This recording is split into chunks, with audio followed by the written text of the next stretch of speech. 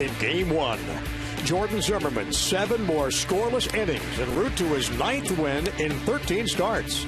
How about Anthony Rendon with a career-high 3 RBI, looking more comfortable each day. And the rest of the offense joining in, racking up 14 hits. That's the most since April. Well, the nightcap features righties Nathan Carnes and Samuel DiDuno. Coming up now on MASN.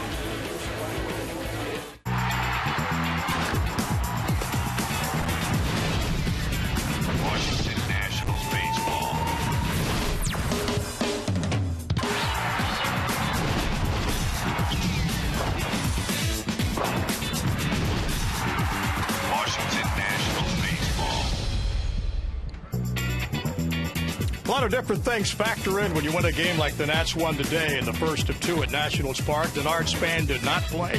He says, I'm going to play against my former teammates in the second game. Get part of the action of which they had today when they shut out the Twins by a score of 7-0. Welcome, everybody. Nats Extra will be coming up after the game, along with our friend Byron Kerr and Ray Knight, and Johnny Holiday in for Bob Carpenter. Bob back with the ball club on Tuesday in Colorado. You went home and changed clothes. I like that. How about this afternoon? 14 hits to back Jordan Zimmerman's tremendous pitching. Well, it was all about the 5th inning for the Nationals. Davey Johnson with his 2nd meeting of the year before the game telling his players, I want you to be more aggressive at the plate. If you remember the first meeting in early May in Pittsburgh, they won that game 5-4. And you look at the 5th inning right here, very aggressive hitting. The double by Ryan Zimmerman off the right field wall. Then Adam LaRoche with the hot shot up the middle that couldn't be handled by Dozier.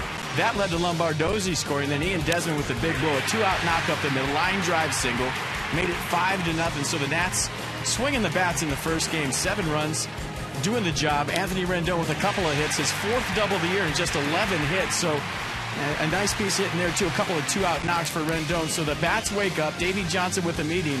The meeting's successful. Davey said after the game, well, if you tell me I'm going to get 7 runs and 14 hits every time I'm meeting, I'm going to have them the rest of the year. Boy, Zimmerman could not be touched today. Gave up only the 2 hits over the 7 innings. No runs, struck out 8, threw a season-high 111 pitches. That may be what the ball club needs to get over the hump and get some wins consistently. Well, yeah, and then, you know, once the offense starts swinging the bats, the pitchers feel like they don't have to be perfect every single inning. They can afford to make a few mistakes here and there. So good sign for the Nationals, especially heading into Game 2, especially getting on that plane tonight, heading to Colorado where the ball flies. Well, the young guys contributed in Game 1. Let's see if this young guy can get the job done in Game 2. Nathan Carnes going for his first Major League win tonight against the Minnesota Twins. We'll be back in just a minute.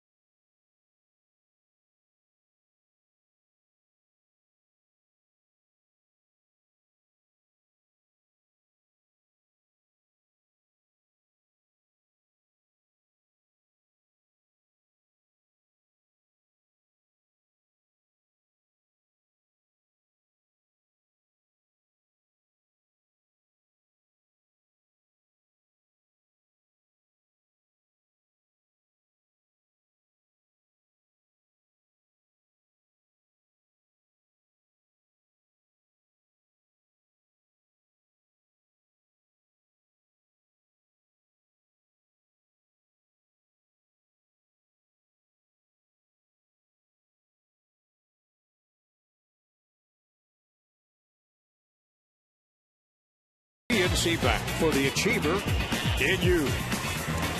Second of two today. Nice night for baseball in the nation's capital. Johnny Holiday in for Bob Carpenter. Bob back with MP on Tuesday night. The ball club hits the road after this one tonight, trying to sweep the Minnesota Twins.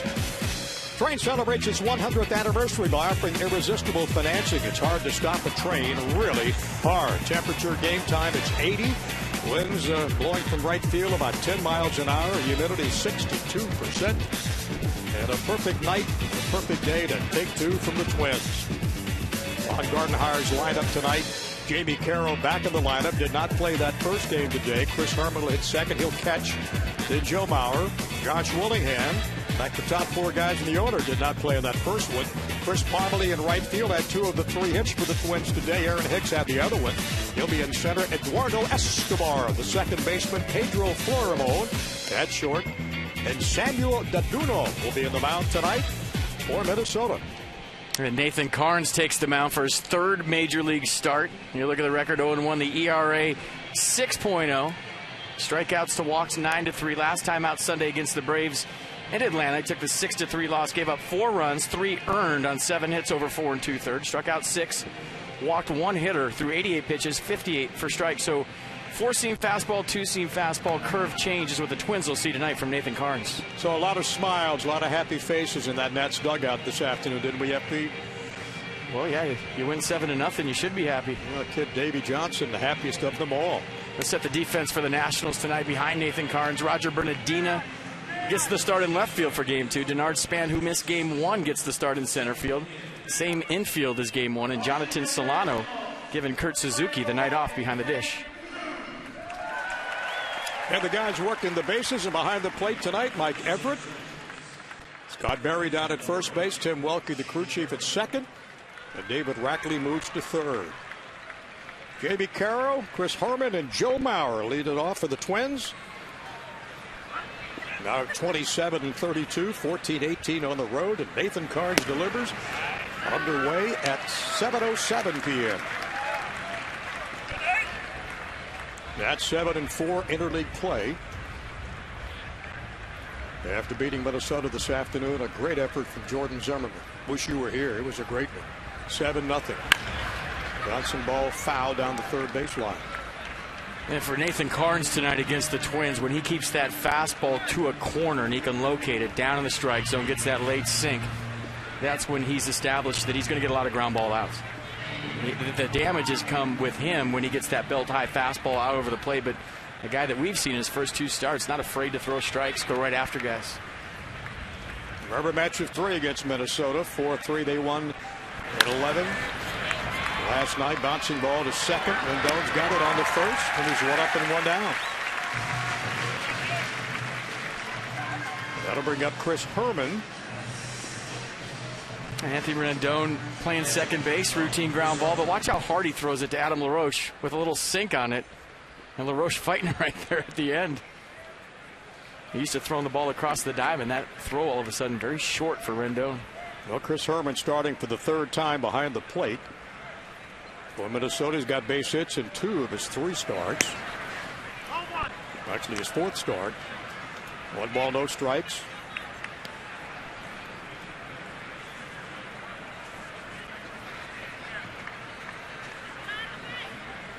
And the 1-0 pitch. Swing a line drive to left. Bernardino plays it from 1 hop. And the second batter up. And the Twins with their first base hit.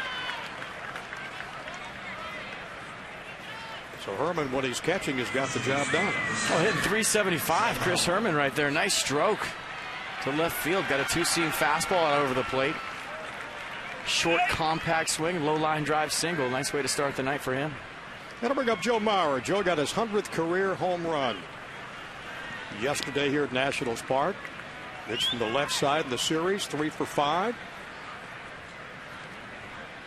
Did not play in the opener this afternoon. And Carnes starts him off with a strike. 92. And displayed that opposite field power yesterday. Home run into his own bullpen in left center field. Drove a ball in the gap in left center field and was a triple shy of the cycle. And Joe Mauer, 6th all time with the Twins hit list. It's 1961. Only trailed Harmon Killebrew. Count even at 1-1. 606 driven in. Interleague play hitting the ball quite well. 326 average. And Carnes with a check of Herman at first. Breaking ball. Nice stop by Solano.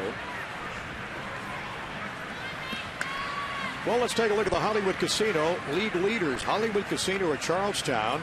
Slots and tables and dining. The ultimate triple play. Hollywood Casino, Charlestown Races. Maurer with a 369 batting average. Best in the American League. Fourth best since May 5th. Yeah, I was thinking, who are the best hitters since May 5th? There you go. I was thinking, who's the fourth best? Cinco de Mayo, right? Before that, he was hitting like 220. Count is 3 balls and a strike to Joe Maurer, playing first tonight, the left-handed hitter.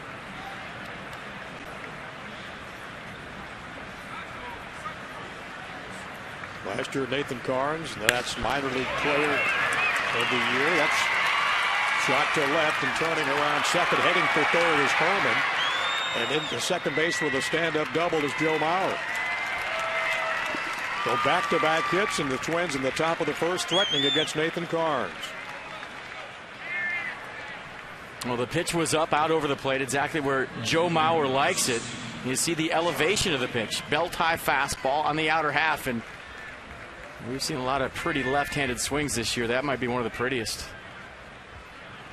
Bernardino with a little bobble right there, and you were wondering if Herman was thinking about scoring with 1 out, got held at third, and now it's up to Josh Willingham to pick everybody up. Yeah, they're going to single an error of the ruling, and the error on Bernardino.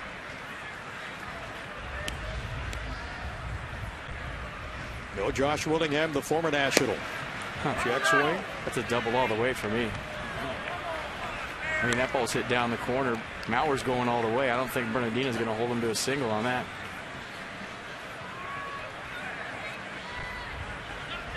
Chris Herman at third and Joe Maurer at second. Just underway in the second of 2 tonight at Nationals Park. And the 1-0. That crossed up. Well, let's see if Joe Mauer slowed down coming around first base. That'll tell you how to score the thing. Hits first base, he's thinking 2 all the way. It's not like he stopped and started again on the Bernardino bobble. I think if the run scored, then you say E7, but that's a straight up double all the way. Sure is. Sure was. Maurer down at second. Solano's had a word with Nathan Carnes.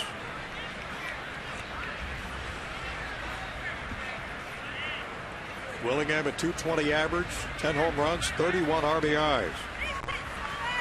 And leads the Twins in walks as well as strikeouts.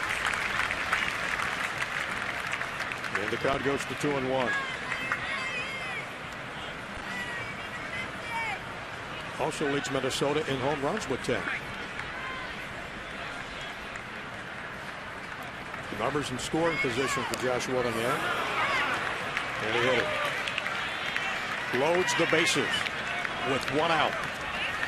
Well, the one thing we've seen with Nathan Carnes is that he has a way of getting out of a jam, but right now here in the top of the first, he has definitely put himself in one. When you talk about that 2-seam fastball, you locate one, get a ground ball, all's forgotten, and he's looking for a ground ball right at somebody here, and the skipper would love that. A rocky start for the young guy from Texas Tech. He's got the bases loaded to face Chris Parmalee. Twins had 3 hits in the opener this afternoon. He had 2 of them. And the pitch to Parmalee, hit to left. Bernardino, he's not going to get, it's foul, just foul down the left field line.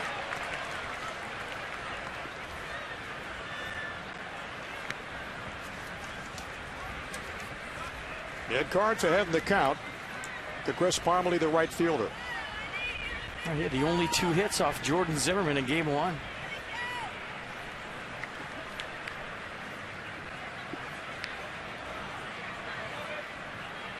He's got 3 Twins on the bases right now, loaded with Willingham, hit by a pitch, Maurer, second, Herman at third. And the 0-1. Bust that in there at 94. And it's 1-1.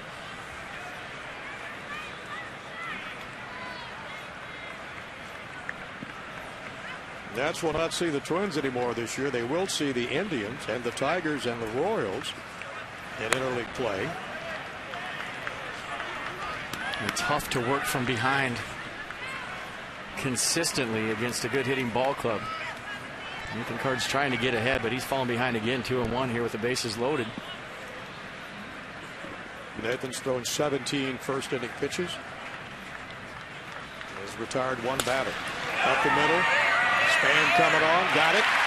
The tag at third. The throw at home. He's going to go back. Wow. Wisely. Great throw from Denard Span. A great read by Denard Span. First step quickness and the momentum took him right to the plate. Herman was going all the way. After he tags, we'll show you Herman at third base. He kind of rolled his head and just read the throw. He saw it right on line and hit the brakes. Watch the jump by Span first of all. And now the one-hop seed right on the money, and Herman was about halfway, hit the brakes, and made a wise decision going back to third base. Watch how far down the line he gets. He's reading that throw all the way, sees it on line, hits the skids, goes back to third. Nice play, Denard Span. That foot feels pretty good. Denard did not play in the first game. And Cards ahead of the count to Aaron Hicks, the center fielder. 2 down with the bases loaded.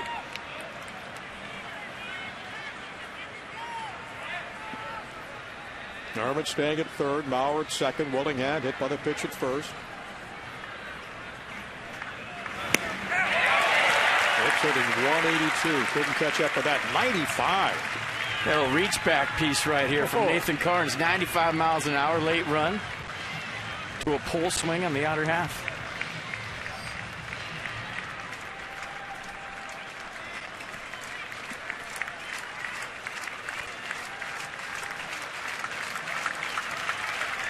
Oh, 2 to Hicks. Just missed outside. 1-2. Eduardo Escobar on deck. And then Florimone. Just underway tonight at Nationals Park. Minnesota in interleague play this year, 6-7.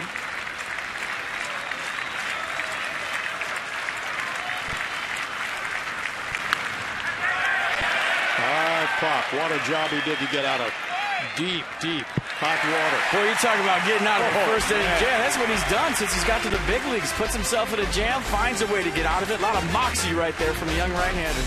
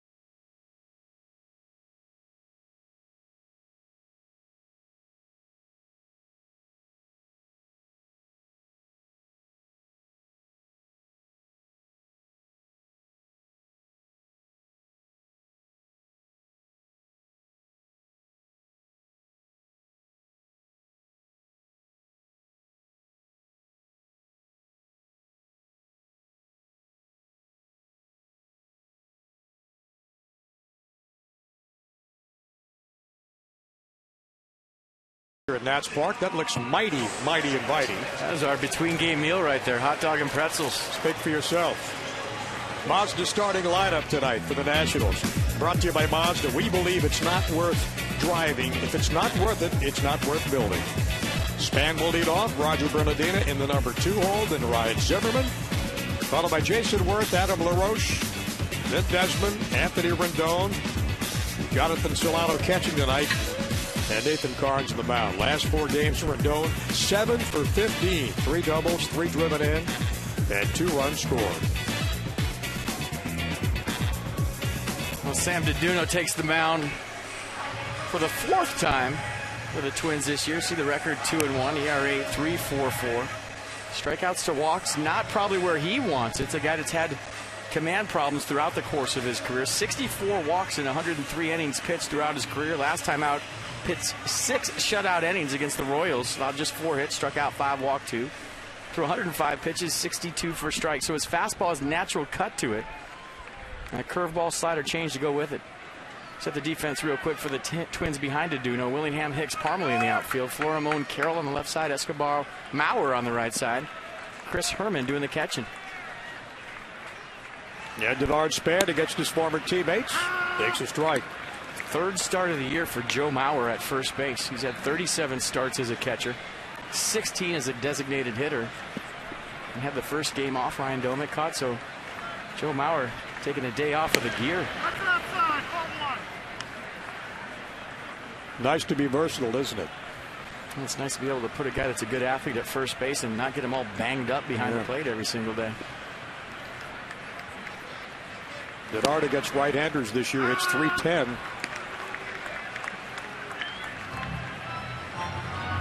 .274 average. For his career average, .283 you saw. .274 this year. No homers, but 15 driven in. And the 1-2 pitch. Let's go down to Julie Alexandria. She's got a little update on Denard Span. Well, Johnny, as you mentioned earlier, Denard Span missed the game earlier today because he had fouled off that ball off his right foot. And when I asked him earlier if he was going to wear a guard, he said, yeah, you know, I really don't wear them, but I might have to start wearing one. And if you look at his right foot, he just put one on. It's a ground ball to short. Florimon on to first base, 1 down. Thank you, Julie. Yeah, good stuff. Roger Bernardina will step in. We talked about it yesterday. Speed guys don't like that extra weight on your feet. Sometimes those things will flap around when you're running, slow you down a little bit. But if that thing's barking, you got to have some protection on.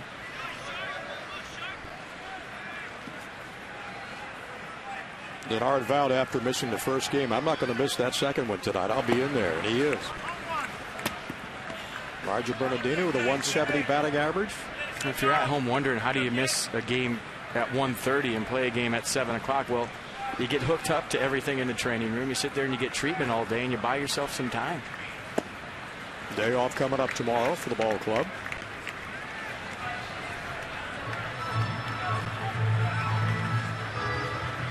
Roger in left field tonight. Got 1 triple and 3 doubles this year. Couple of stolen bases.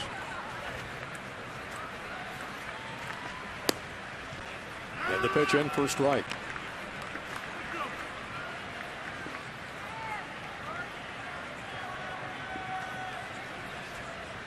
We're in the bottom of the first at Nats Park. No score. And Samuel DiDuno, 6'3", 190, 29 years of age. Played for Team Dominican Republic in the World Baseball Classic this year. And fouled at the plate. Well, he's on the mound for the championship game against Team Puerto Rico. Tossed 5 shutout innings in the WBC championship game. Allowed just 2 hits. Struck out 5 guys. He was 2-0 with an 0.69 in the WBC.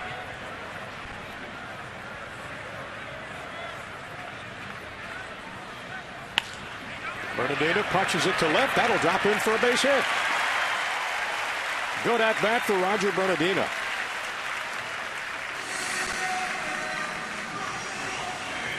That'll bring up Ryan Zimmerman, 1 for 5 in the first game this afternoon with a double. Does a nice job of digging this ball out, down and away, staying on it. Just a little fillet off the label out to left field, but watch his head go down to the baseball. He stays through it nice. And a base hit for Roger Bernardino, and there goes the no-hitter. Interesting stat on Deduno, 27 base runners this year, not one stolen base attempt.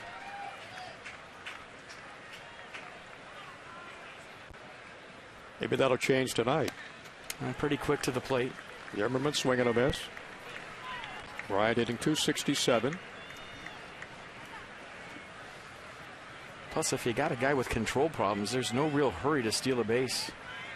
Last year had 53 walks and 57 strikeouts in 79 innings.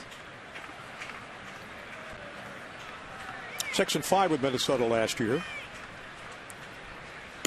And the 0-1 to Zimmerman outside. STG inside the numbers on Samuel Deduno.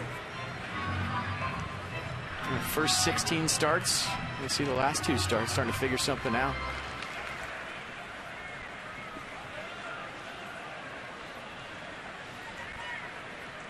Earned run average plummeted this last 2 starts. Here's the 1-1 outside. And the count goes to 2-1. Deduno with a career record of 8-6, played for 3 organizations, the Rockies, the Padres, and now the Twins.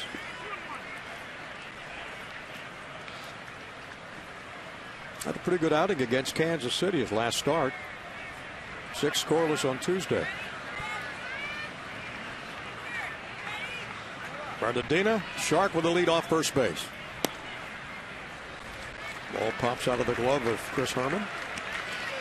And it's 3-1. Kind of ironic that in Davey Johnson's meeting before Game 1, he wanted his team to relax but be more aggressive and swing the bats. You saw the result in Game 1. 7 runs on 14 hits, but with a guy like Deduno out there that has command problems, these are the kind of guys you wait out and get into account.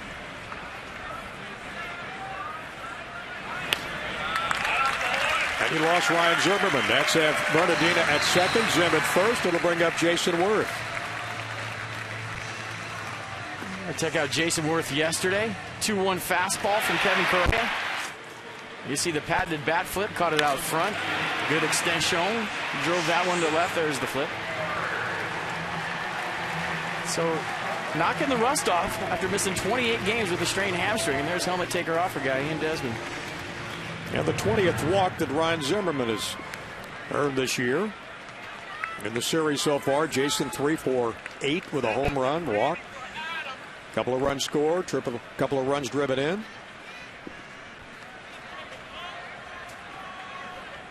And the Nets threatening with a man at second. Twins had the bases loaded at the top of the inning. Couldn't get a run across.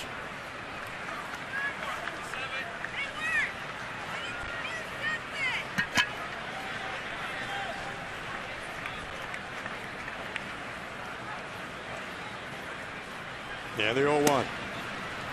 You see that natural cut right there in the 92-mile-an-hour fastball, almost playing like a slider.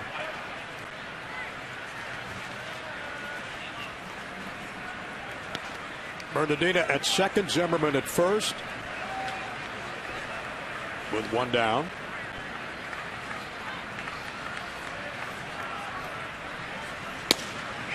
And a check swing into it through. Now watch the late movement on the cut fastball at 91. Looks like it's going to be a strike, and then last second, there's a little depth to it, a little tilt at the end to where it's actually going down and away from the right-handed hitter.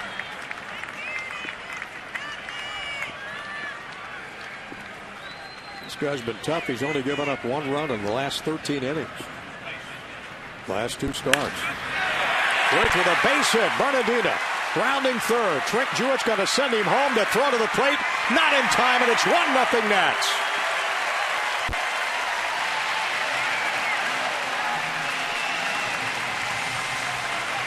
Jason Worth on base 3 times in the first game, 2 for 3. Picks up right where he left off here in Game 2. Gets a hanging curveball out of the plate. Watch the hand stay back. He lets it get deep. Exactly where he got a couple of hits in Game 1, right in that hole between short and third. No doubt send for Trent Jewett with the speed of Roger Bernardina. 1-0 Nats. Not even close at home. And Worth's got his 13th run driven in this year. And Bernardina scoring. Zimmerman stops at second. And it's 1-0 Washington. Adam LaRoche with a 2-for-3 afternoon. And 1 RBI today. He's up to 251 with 29 driven in. Well, you throw that cutter into LaRoche, you got to get it in there. He likes that pitch down and in.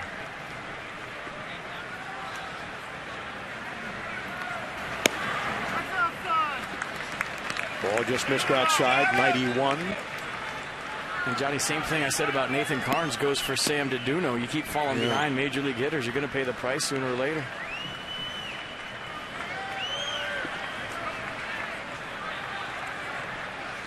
And the pitch from DeDuno, that's fouled off. Down near the Nationals dugout. And the count goes to 2-1.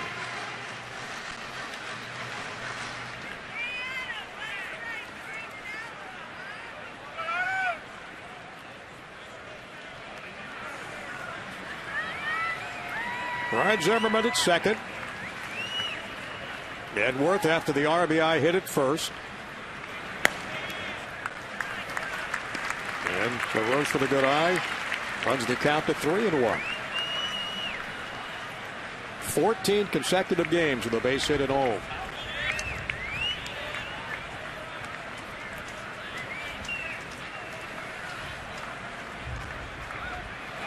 And the pitch popped up in the infield. It'll be taken by Florimon, and there's 2 out.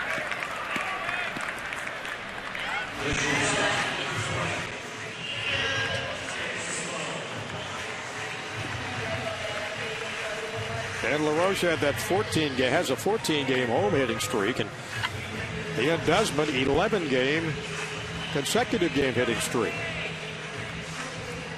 3 for 4 in game 1.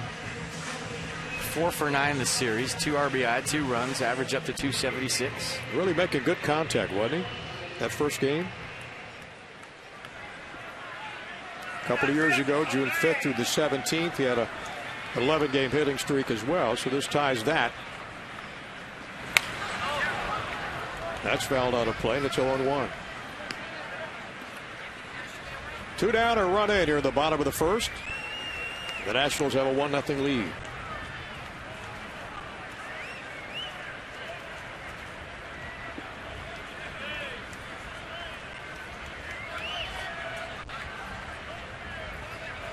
This game tonight, a makeup of Friday's rainout. All back out of play, and it's 0-2. With Anthony Rendon on deck.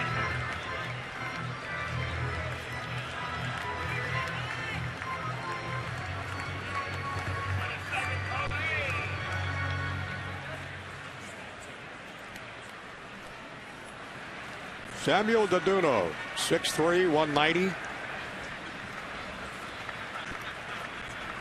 Gets the sign from Herman.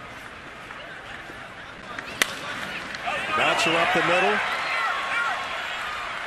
Escobar on to first. And he gets out of a jam. But not before the Nationals push across a run. They take a 1-0 lead to the top of the second.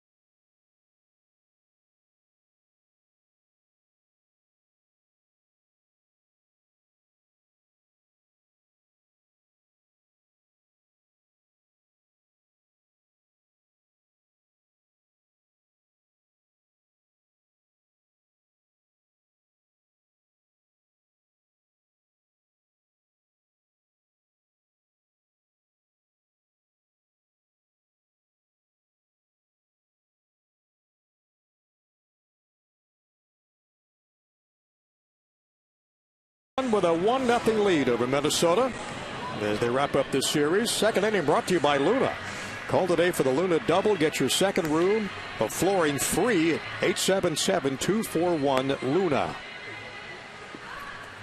Check out Nathan Karn's first inning. Got himself into trouble. Bases loaded, 1 out. Got bailed out on a nice play by Denard Span. First of all, the jump. Second of all, the one-hop seed right on the money to Jonathan Solano.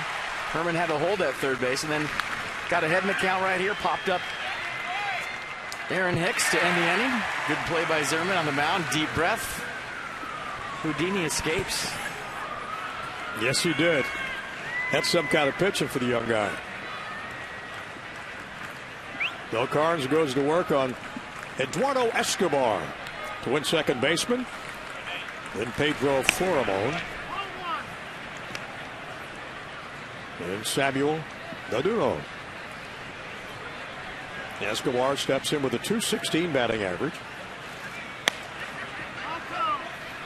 Showed a little bunt, pulled the bat back. And the count's 2-0. That's in that first game today. 14 base hits. Most since the Miami game back April 15th. They had 16. In a 10-3 win over the Marlins. Guess who the winning pitcher was in that game? Jordan Zimmerman.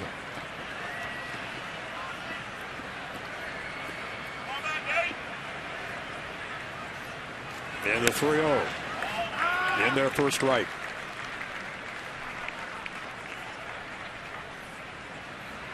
Escobar 0 for 3 in that first game, and on deck is Florimon, the Minnesota shortstop. And Nathan Karns gives up a walk to Escobar to lead off the second.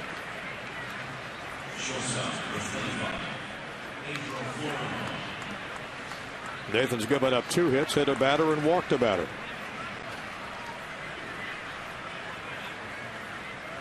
Now Florimon, he was hitless in the first game,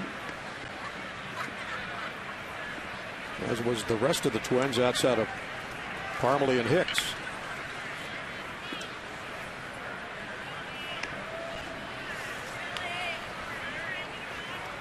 Escobar, no steals on the year. And you look at the lineup tonight for the Twins. Hicks with 4 steals, Florimon with 7. No real threats anywhere else.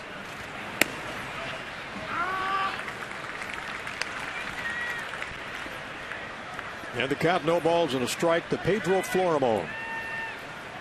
He's hitting .241.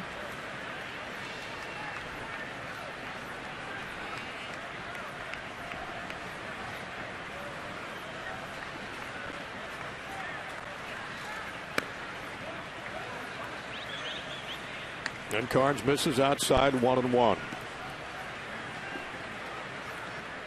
Florimon, a switch hitter. Both of his home runs this year has come from the left side of the plate.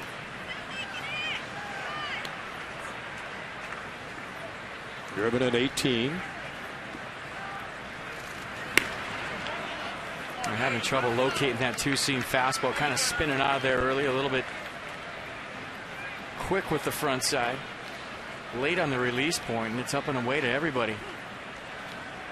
Jonathan Solano, good trip to the mound. Steve McCaddy looking at his right-hander, trying to make the adjustments here early. 30 pitches, 16 balls, 14 strikes. And one of the first guys to recognize it when you can't locate that 2-seamer, Steve McCaddy. Well, usually it's a hitter. They're going to foul back.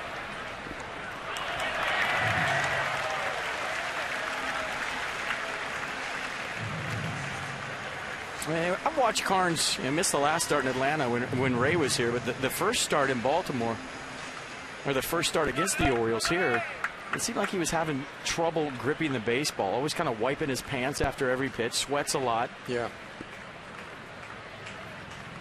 And he's doing that again here tonight on a humid night. Swinging a foul back. Florimon hitless in this series so far here against the Nats. Rubbing up the baseball, wiping his pants. Now that's what the rosin bag is for. You should try to get that that grip on the ball on a humid night, but you wonder if that's factoring in right now, or if it's just a mechanics issue with the fastball up.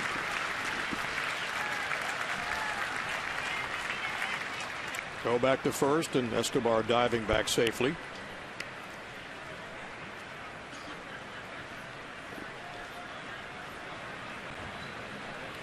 Top of the second, 1-0 Nationals.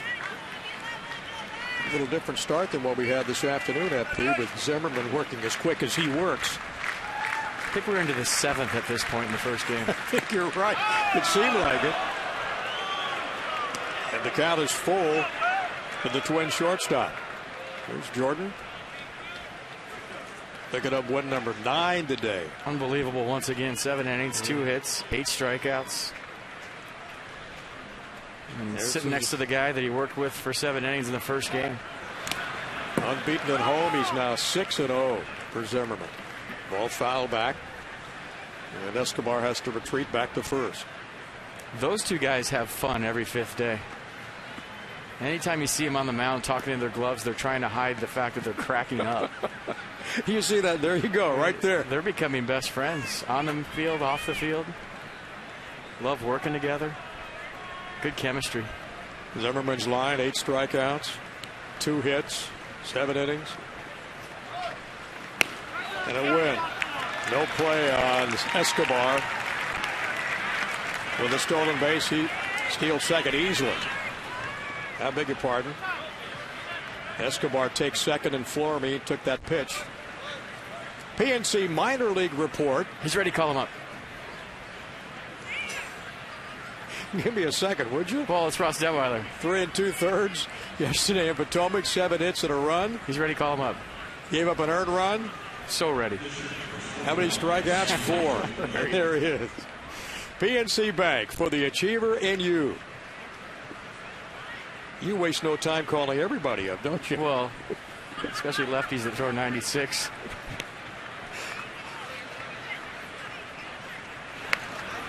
Not comfortable right there in the bunt attempt from Samuel Deduno. And to me, in interleague play, this is the big difference. When you take the DH out, obviously one less hitter, but pitchers handling the bat. And this is his first major league AB, and did not look comfortable on strike 1. Lays down a nice bunt. Roche has the field on the Rendon at first, and he got the job done. Advances Escobar and Florimo. Like I said, he looked perfectly comfortable in that first bunt attempt. That's a nice job. So the Twins have got runners in scoring position, as J.B. Carroll will hit for the second time. Both ball clubs with 2 hits tonight early. But the Nationals have a 1-0 lead. I mean, when you see a guy offer at a fastball up, I mean, that's the battle right now with Nathan Carnes, right? Maybe you climb the ladder on the second one, see if he offers at that one as well. But Carnes is out there fighting to get the ball down in the zone. J.B. Carroll puts the runner back after the line drive to Desmond, and there's 2 down. Big out right there for Nathan Carnes. Adam played perfect, right? Jamie Carroll does everything right, smokes the ball right on the screws, just right at Ian Desmond. And if you talk to Jamie Carroll, that's kind of the story of his season so far for the Twins. He had a tough month of May, hitting only .218, then got it up to 300 back in April. June is his best month as a hitter in his career, .308. The catcher, Chris Herman, will face Nathan Carnes. He's 0-1. Well, Carnes 0-1 with 9 innings pitched coming in the ballgame tonight. That .217 earned run average he had last year, best in the organization, as Nathan pitching at Hagerstown and Potomac. And the 1-0 in there for a strike. Mercedes-Benz on the pitch track, 93 miles an hour. Good frame by Solano, but a down in the zone. Getting on top, getting it out in front. Nathan Carnes, good pitch.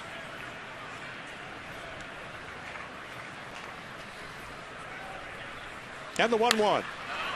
Swinging a high drive to right, up in the gap, and that's off the wall. Worth will play it. 1 run will score.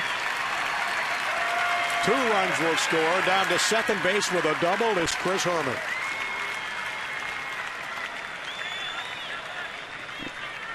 Herman having a big night. First double of his career. First time up, line drive single to left. Second time up, got a belt-high fastball. And once again, the pitch up from Carnes. Watch the location. Belt-high, right out over the plate. You see the reach by Jonathan Solano. And Chris Herman didn't miss it. Big 2-out knock this inning for the Twins. And that gives him 4 runs batted in this season.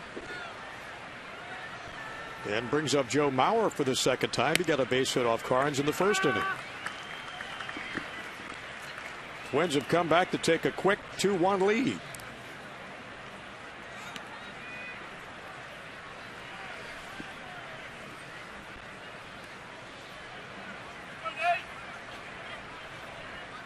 Herman down at second. I don't think Davey Johnson or Steve McCatty have zero problem with the double off the wall right there. It's more about the 2 walks to start up this inning. Yeah, that'll drive a manager and the pitching coach nuts. And they both come around to score. And the count 2-1. The first baseman, Joe Mauer. Hitting .320 away from the Twin Cities, .327 at home. And in his career with 57 home runs on the road. Nathan Carnes with a 2-1 pitch. That's fouled down the left field line, out of play up in the seats. And the count runs to 2-2.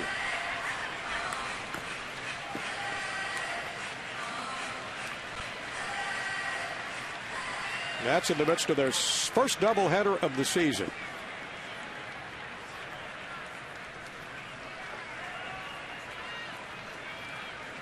And Nathan Carnes trying to work out of another jam. He had the bases loaded in the first inning. And the ball pops out of Solano's glove. And again, the count is full at 3-2, and Nathan Carnes' pitch count at FP to 46 now. Yeah, that's a lot of pitches in an inning and 2/3. Did Joe Mauer go? No. Good block by Solano.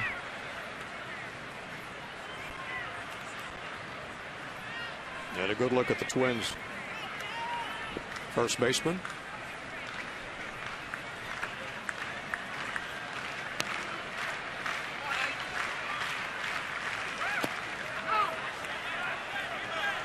And a check swing, and third base umpire David Rackley says he did not go, and that's the 3rd walk. Looks like he held up. 3rd walk of the inning. Here comes Steve McCatty out to the mound. So 4 free base runners in this game early for the Twins. Hit by pitch and 3 walks.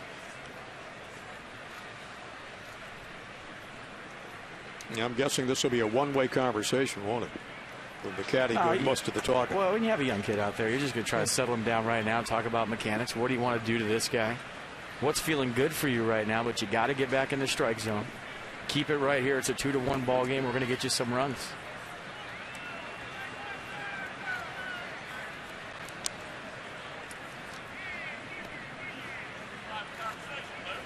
That's a great shot.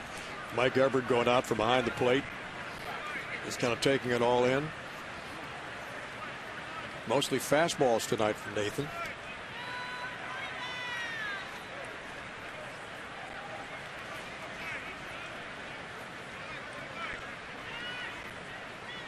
Three walks in this inning. And the 2 hits in the first inning for the Twins.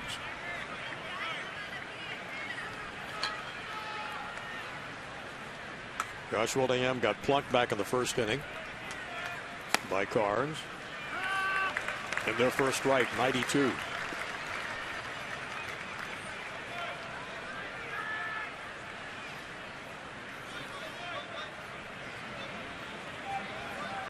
Josh, a couple of years in Washington with the Nationals, hit .263 and hit 40 home runs, 2009, 2010. Drove in 117 runs. And those consecutive grand slams, July 27th of '09 at Milwaukee.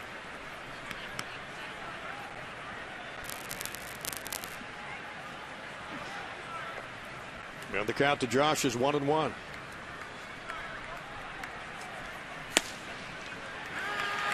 That's in there for a strike. Yeah, good fastball, bottom of the zone. That's where he's been fighting to get the baseball the first 2 innings.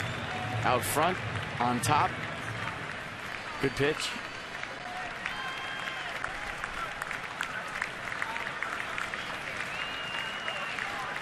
And the 1-2. Drop low in the zone. And it's 2-2.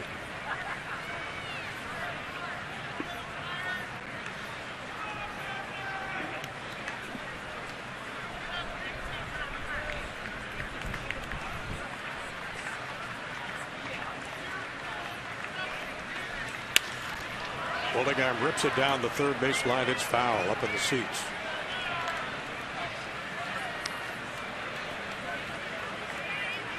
Carnes filling in the Detweiler spot in the rotation with his third start tonight.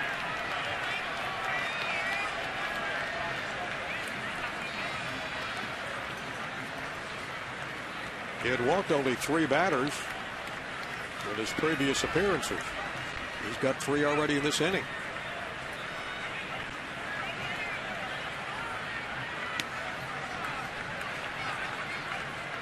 And the 2-2 pitch on the way. Out goes full at 3-2. Me and Desmond going to run out to the mound. Jonathan Salam are going to come out there. They're going to talk about, it's a big part of this baseball game. Yeah, it's only the second inning, but keep this thing at 2-1. You got a chance. And after Willingham, Chris Parmalee will step in.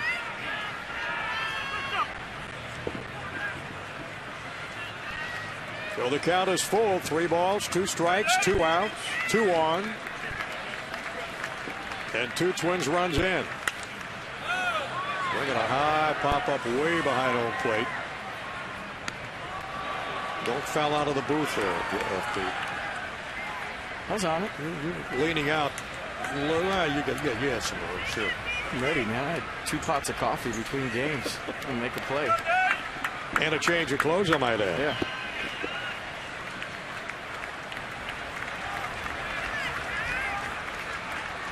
And the 3-2.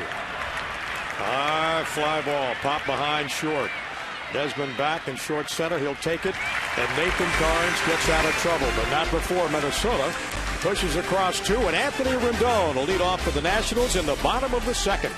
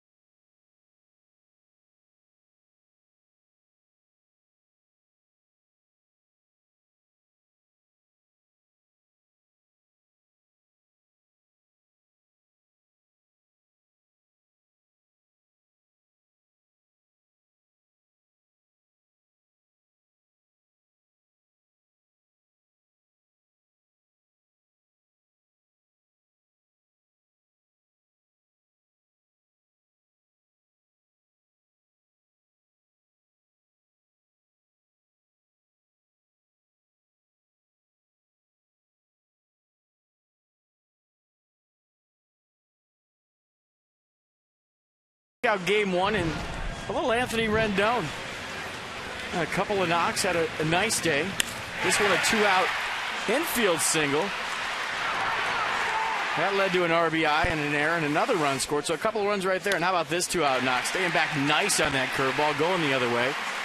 2 more RBIs. So 3 RBIs. Had trouble with the pop-up early, then corralled that one only to a standing ovation from Nats fans. A little fist pump. I got this. Nice to see somebody having fun playing the game. And when you're getting 2 knocks a day, why wouldn't you have fun? Exactly. And the fans loved it today, watching him in the field and also watching him swing that bat. He's up for the first time to face.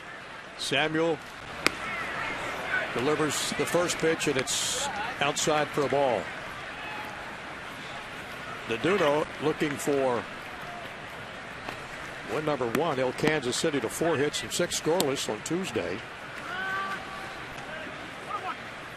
And the count to Anthony Rendon, 1-1.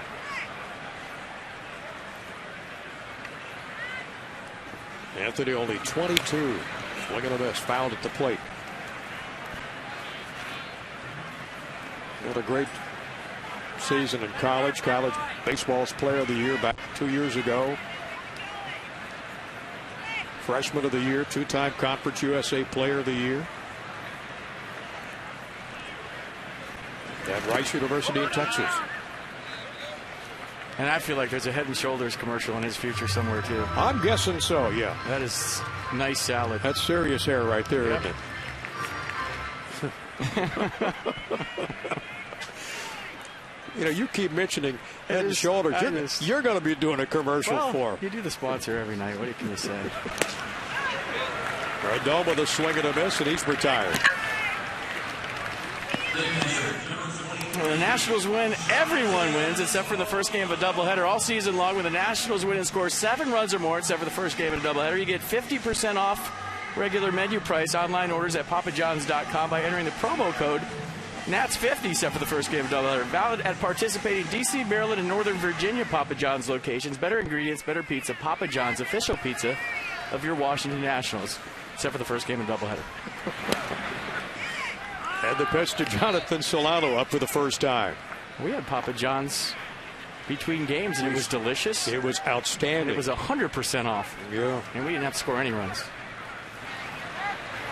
Got it to hitting 118. Pops it down to third. And bobble. And Solano is on. How about that play? Well, I think that was going to be a hit either way. Jonathan Solano was getting it down the line. And you wonder if Jamie Carroll lost that ball in the lights. That happens every once in a while. The third baseman on high choppers, you just kind of go blind. It comes back through the lights, maybe trying to hurry it a little bit too much. But no, he's got a beat on that one. It's just, well, just taking a little bit too long. The clock was ticking, and Jonathan Solano reaches. And this is called smelling a hit. And the Nats have got 3 now. Nice bunt laid down.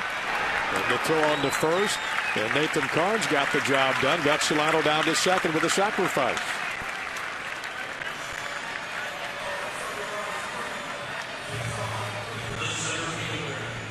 So Solano at second in scoring position. Nice job for Nathan Karnes. Yeah, helping yourself out. Getting that tie and run into scoring position. Nice job. Solano represents the tying run at second. And Denard Span grounded out in the first.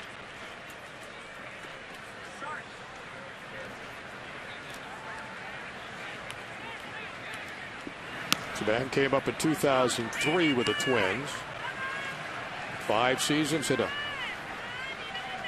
clip of 284, had 23 home runs with Minnesota.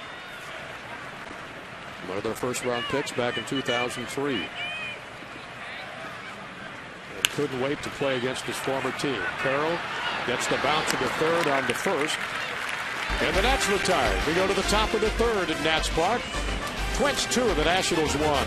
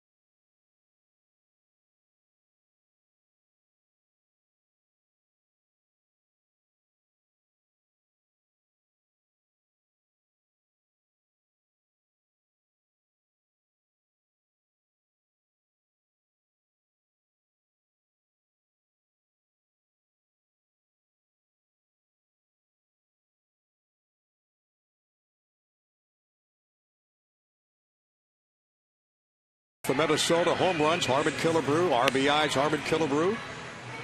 Wins, complete games, the great Walter Johnson. Both those guys played here in Washington. Sam Rice in the hits and Carew with the average.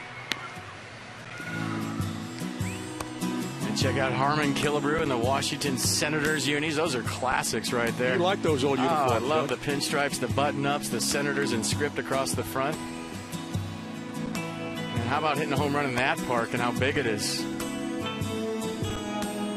So a little history for you there. There he is. Right up there next to Walter Johnson here at Nats Park. In section 122. Had the pleasure a couple of years ago. Harmon came in for an event.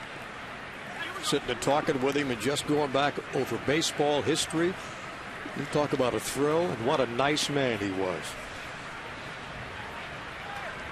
One of the all-time greats. Chris Parmelee leads off the third for Minnesota. Aaron Hicks will follow, then Escobar. Minnesota 2-3-0. The Nationals 1-3-1. Nathan Carnes 56 pitches already. We're in the third inning. Bouncing ball to Rendon. Nice stop. Line drive to Rendon. Heck of a play. Take the season plan to experience to the all-inclusive suite level. For information about availability and pricing, go to nationals.com/club3.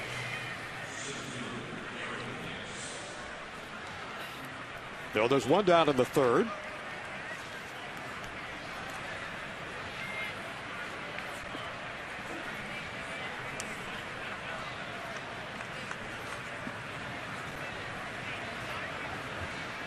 Aaron Hicks popped to third, his first time up. Fouls it down the left side. Hicks hitting 175 on the road this year with 3 home runs.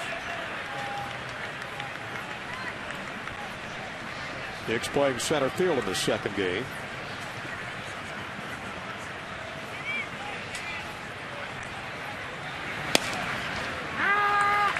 Good pitch, good spot. 94, bottom of the zone. He's down on the pitch track. 94 miles an hour. Good location. Down and in. Hits the spot. Well, Hicks, one of the better looking rookies in the American League. 19th in RBIs. First in runs scored. First in walks. First in home runs. Among American League rookies, fouled out of play. The count quickly goes to 0-2. From San Pedro, California, 6'2", 190.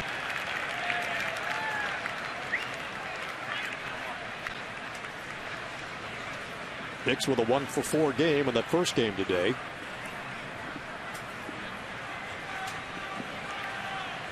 Nathan Carnes in the third inning. No balls, 2 strikes to Aaron Hicks. This is outside. 1 ball and 1 out here in the third. Count is 1-2. 76% fastball, 61 pitches. That's a lot through 2 1/3.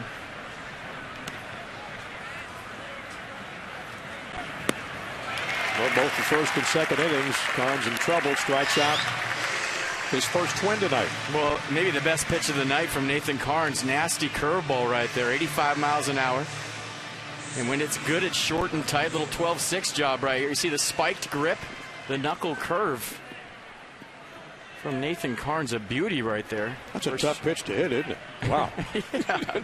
No kidding. Really, What's Johnny? that baby drop down? That's a tough one. Those nasty knuckle curves with 2 Even strikes. you couldn't hit that, No, could you? couldn't hit it in my prime. If you could, you might still be playing, huh? No. No. Escobar with a count of 1-1. Good changeup right there from Carnes, 88. Trying to settle in a little bit to this ball game, getting in a rhythm. Secondary pitches all of a sudden for Carnes working. Escobar with a walk in the second, scored the first Minnesota run. And Carnes heating up a little bit now. 1 ball and 2 strikes to Eduardo Escobar.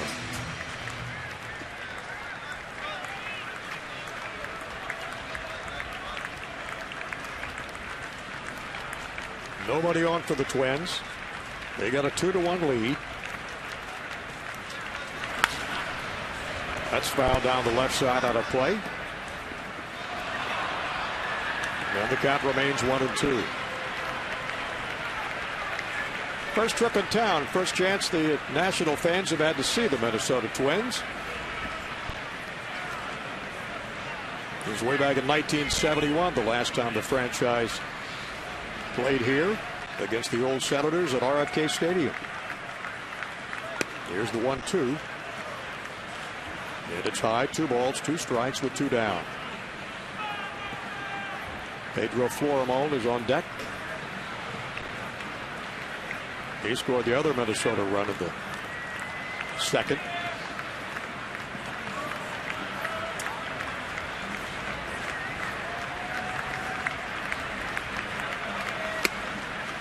And that pitch high. Count goes full, 3-2.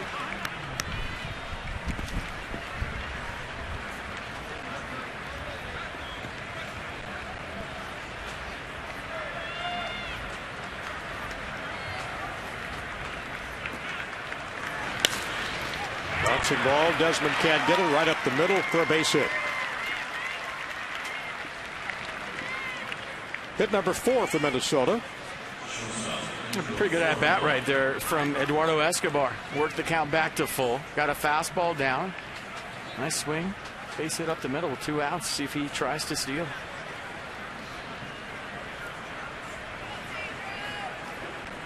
Florimon, who also walked behind Escobar in the second, will step in against Nathan Carnes.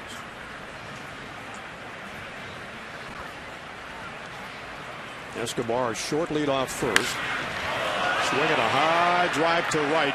Worth looking up, and that ball is gone. In the seats, home run. Pedro Florimon. A 2-run shot. And it's 4-1 Twins. That ball was touched.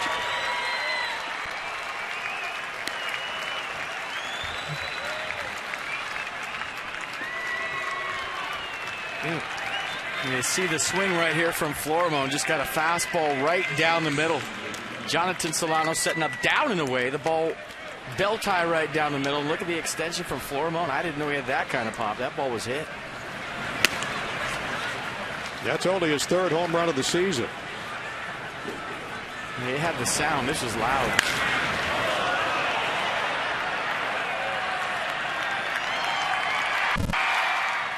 And you could tell by Jason Worth's reaction, he just stood there and looked at it. Florimon getting congratulations from his teammates in the Twins dugout. They've got a 4-1 lead now.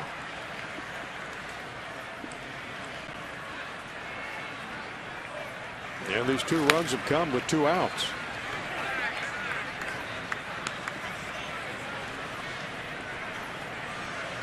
Dono up for the 2nd time.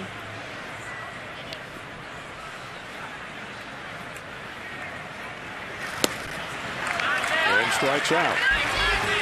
Well, he gets to Dono, and the inning is over, but not before Minnesota tacks on 2 more. They take a 4-1 lead.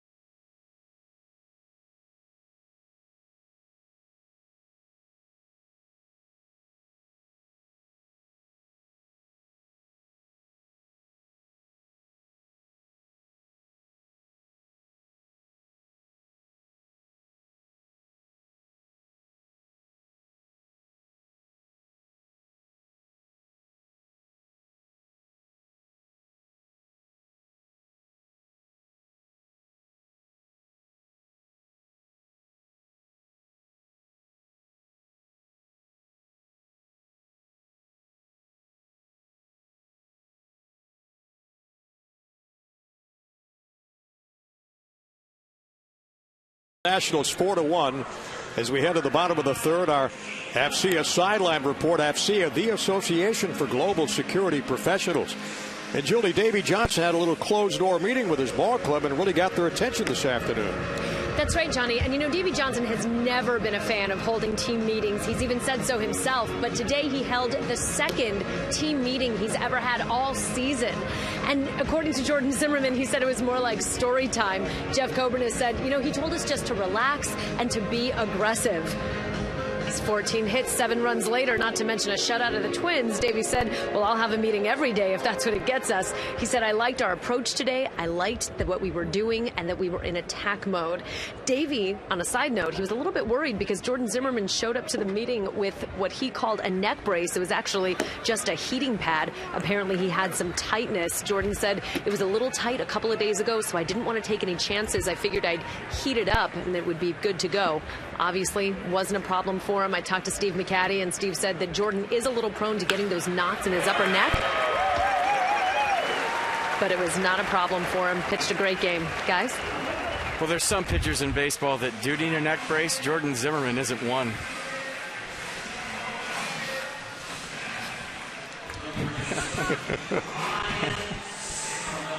The Shark, a little 2-for-2 action. Yeah, a lot of pitchers looking at shots up the middle, need something. Bernardina tonight, 2 for 2. He leads off the Nationals third. And now Ryan Zimmerman. Greg Stavin begins to heat up in the Nationals bullpen.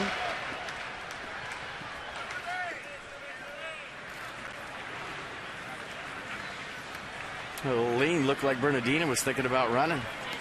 And that would be news, like I said, first time around. All the base runners this season against Aduno, not one guy has tried a steal attempt. And Rogers got 2 in the books already. He's 2 for 2.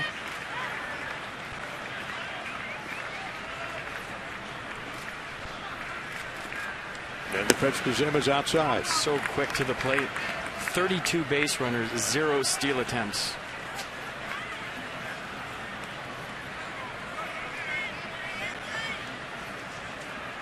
Yomar holding Bernardino on at first.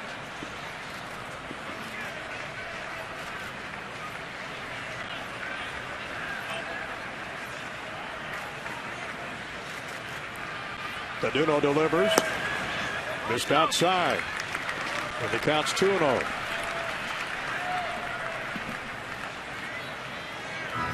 The 43rd pitch coming, 78% heat.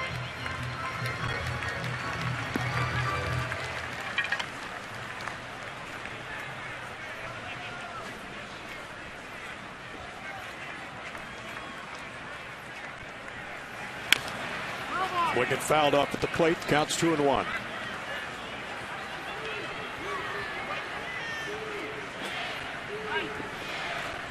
STG inside the numbers. Well, the walks per 9 inning, fewest since 2002. The Twins, 2.59. The Aduno's given up 1 tonight. Bernardino with the lead off first. Quickly dives back safely.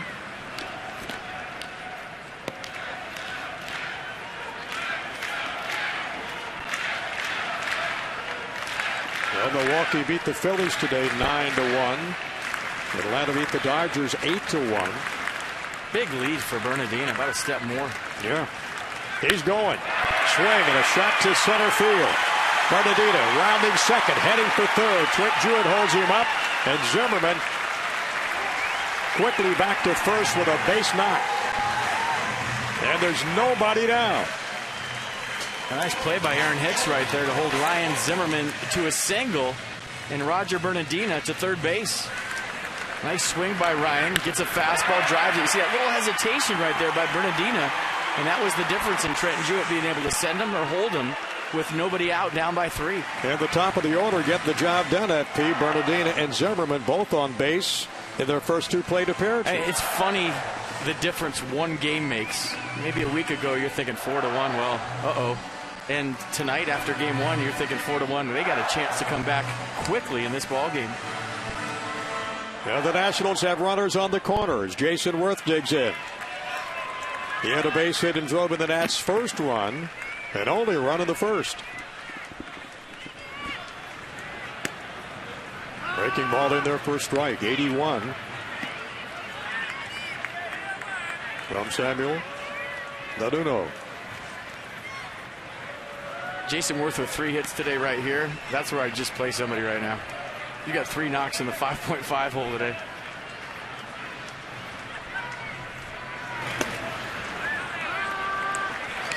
And quickly Naduno ahead in the count. No balls and 2 strikes.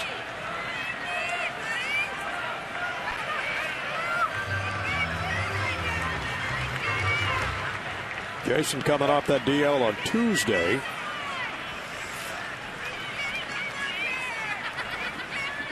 And you can see what he's done for the ball club. Bouncing. He punches it into right field.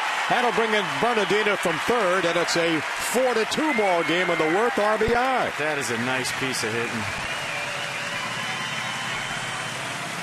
Just took the pitch to right field. Stayed on it.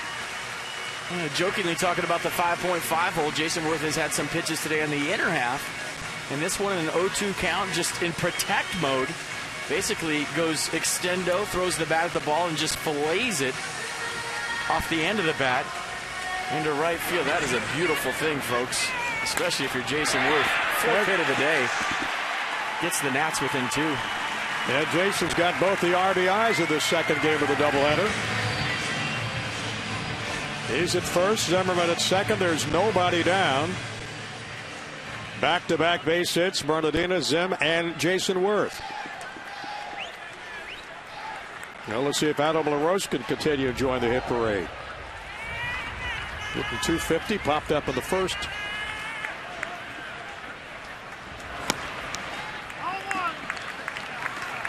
That's outside for a ball.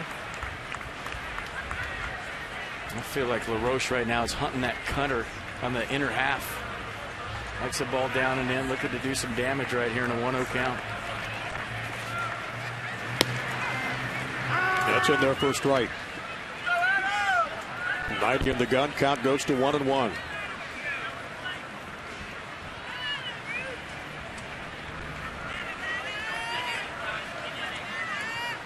Adam a 2-for-3 game this afternoon.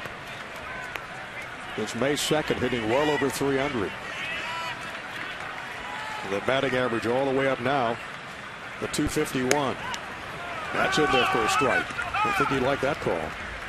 Some veteran pitchers toward the end of their career have put in their contracts to where they don't go on road trips. They're just going to pitch at home. As Adam LaRoche gets into his career a little bit further, he should just put, I'm going to start the season May 1st. I'll see you guys in May. Right. The notorious slow starter label. Adam stays alive, fouls it off down the left. 1 ball and 2 strikes to LaRoche. Hitting 278 here at Nats Park. In his career, 104 home runs. In his career, slugging percentage just under 500. And Naduno ahead in the count, 1 ball and 2 strikes. Here's the pitch, bouncing ball. That will be foul. Down the first base line. Don't forget, single game tickets are available. Get your 2013 single game tickets right now, starting at only $10. Go to nationals.com/tickets. Ball club back in town. After the trip, we'll take them on the road to Colorado. And then Cleveland, then Philadelphia. Not an easy road trip. All 3 teams playing good baseball. Back home on the 20th. With Colorado and Arizona coming in town. I'll tell you this, though. All 3 ballparks, hitters' ballparks. Ball flies in Cleveland, ball flies in Philly. And we all know about Coors Field. Yeah. Here's the 2-2. Nats still with nobody out here in the third. And a run in. That's fouled to the Nats dugout.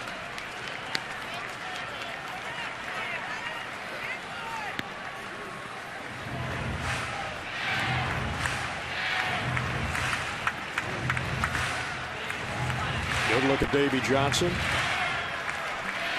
He managed the Twins manager with the Mets back in the mid-80s. Gardenhire, with his 12th year under his belt, is Minnesota's manager. Roach is getting some good hacks right there. Just missed that one. Fouled it down the left field line, but he is not getting cheated and seems to be on everything. Now to play. Count even up at 2-2. Roger Bernadine has scored on the Jason Worth RBI. Ninth pitch coming right here from Sam DiDuno to Adam LaRoche. Zimmerman at second and Worth at first. And making DiDuno throw a lot of pitches in this inning.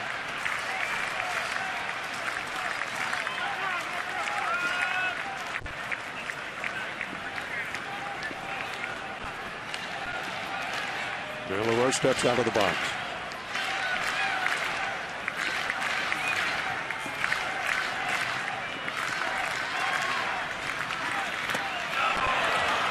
And he strikes him out. Strikeout number 2 for DiDuno. All right, check out the pattern of pitches to the right on pitch track, all over the place, bottom of the zone. Good slider right there by DiDuno to get strike 3. And coming into tonight's game, lefties hitting just 179 off DiDuno. Righties 279. 100-point difference. You'll face Ian Desmond for the second time. Grounded out second to first his first time up in the first. Desi 3 for 4 in the first game with 2 RBIs. Average up to 276. 1 ball, no strikes to Desmond.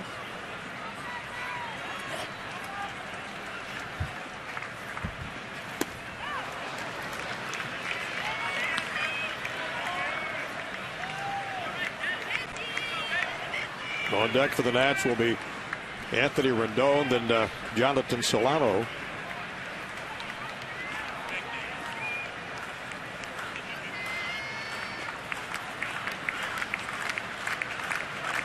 And the pitch. Breaking ball outside. 2-1. I haven't seen too many pitches from DiDuno on the inner half to right-handers in this game. A couple of curveballs and sliders out over the plate where he can go out and hook it to left, but for the most part, everything's been away to righties. Let's see what he does in this 2-1 pitch. Desmond, short ground ball to short, on to second for 1, and first at a double play. So DiDuno gets out of the inning as we go to the top of the 4th. The Twins with a 2-run lead.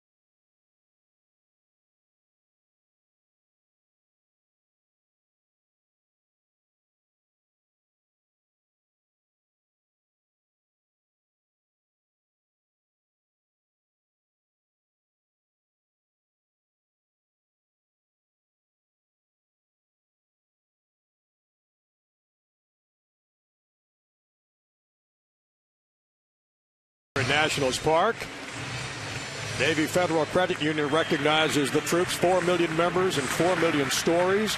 Navy Federal Credit Union. And the Nationals need some runs to get back in this ball game. They're trailing it by 2, 4-5-0 from Minnesota. And the Nationals 2-6-0. Well, our UPS store call to the bullpen. Packaged by the UPS store. We love logistics. So Nathan Karn's night is over and Craig Stammen comes on. A 17th appearance for Stammen, 3-2 record. 32 strikeouts to just 9 walks. See the opponent's average 273s, two-seam fastball, slider curve change from Stammen. No, Nathan Karns with a quick night. Gives up the 4 runs and the 4 hits. They get 5 hits. Struck out 2 and walked 3. And 74 pitches through 3 innings. And Davey Johnson, after the great performance by Jordan Zimmerman in Game 1, is able to lean on his bullpen here in Game 2.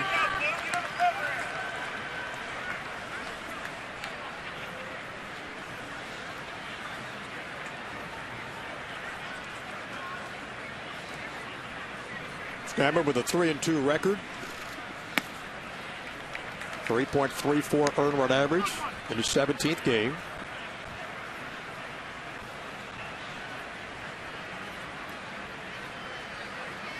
And leads the Nationals relievers in strikeouts with 32. Bouncer right up through the middle. Rendon quickly gets to it, fires to LaRoche, and this one away. Jamie Carroll retired in the Twins' 4th inning. Nice play by Rendon at second. Yeah, a chance to see the third base arm from Anthony Rendon. Just sets right here, lets it rip. Right on the money. Strong throw from up the middle by Anthony Rendon. Watch him plant his feet, get on that back foot, let it rip. Nice. 1 up, 1 down. Chris Herman with a double. Second time up. And singled his first time up.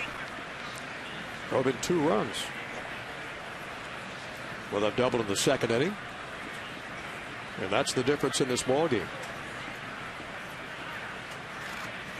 And Stammen delivers, got him with a called strike.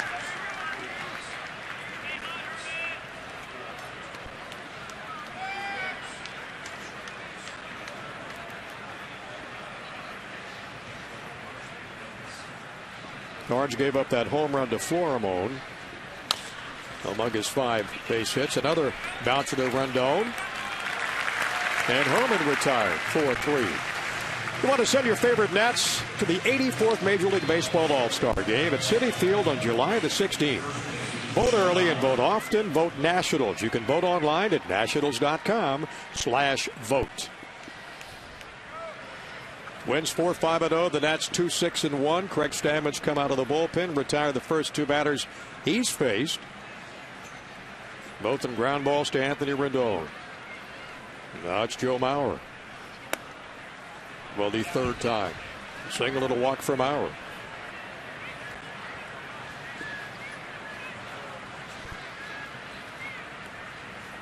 Mauer hitting .332 with 6 home runs and 19 RBIs.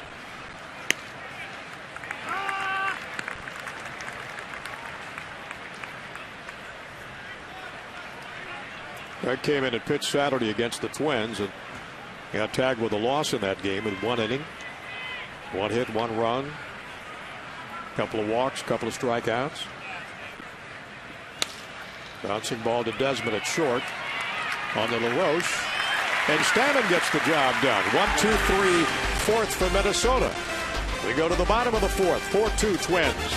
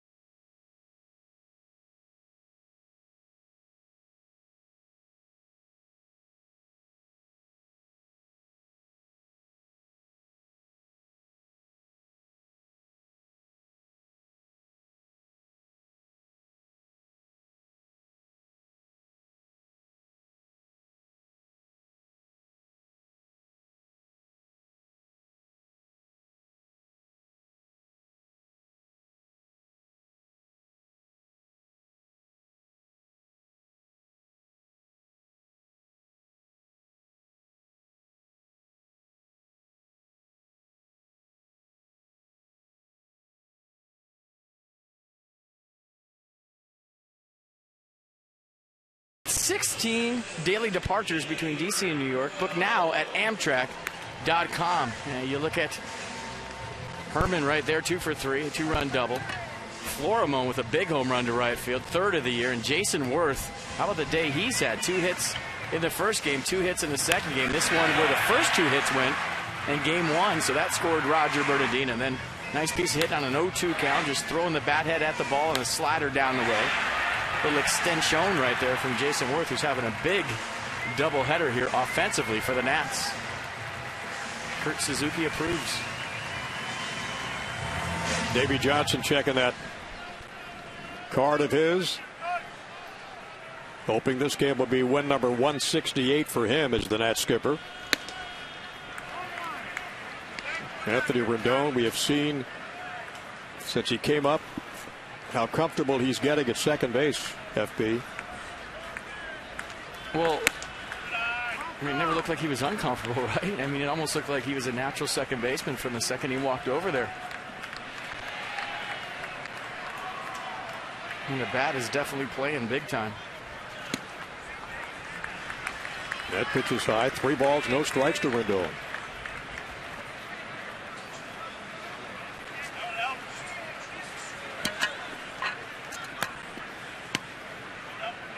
Now Jonathan Solano waiting in the on-deck circle.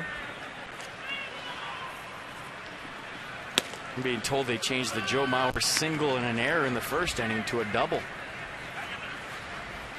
So once about every 100 games, I know what I'm talking about. Wide drive to left field. Got all of that one.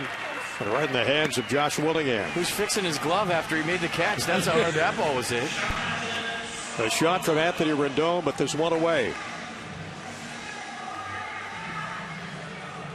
Now watch this swing. Another hard hit ball off the bat of Anthony Rendon. And said it a couple times in game 1. I'll say it again. He can hit. And time to do some maintenance on that glove.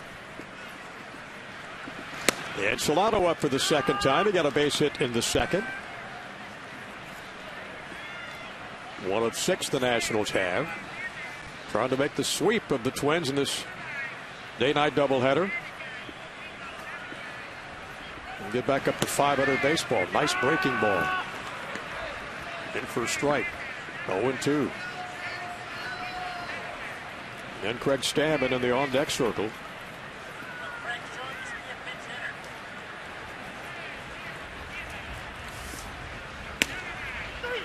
And a call, 3rd strike to Solano. Jonathan Solano didn't like any of those calls in a 3-pitch at bat. And that strikeout number 3 for Samuel Verdugo. A curveball backup variety right here. You see the rotation spinning it up there and just kind of backs up towards Solano. Does it ever really come back and catch the plate? Nice frame by Chris Herman, but Solano thought it was in. And Craig Stammen looking for his first base hit this year.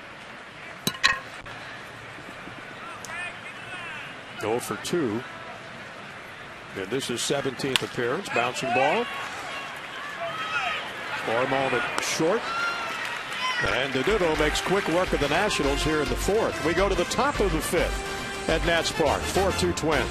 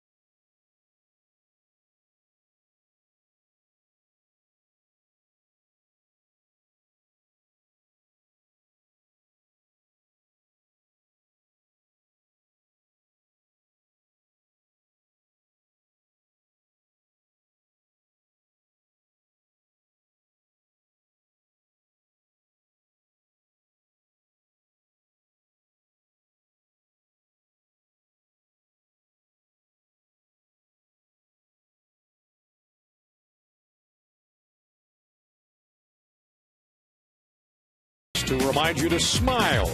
Affordable coverage for priceless smiles. Ask your broker about DentaQuest. 4-2 Twins. 5 hits, out hit by the Nationals by 1, but the Nats only have 2 runs. 4-2 as we head to the top of the 5th inning. And our Geico President's Race tonight. Well, Teddy had a tough one this afternoon. Oh, he's got a fly swatter. Oh, my now. goodness. I get it. Yeah.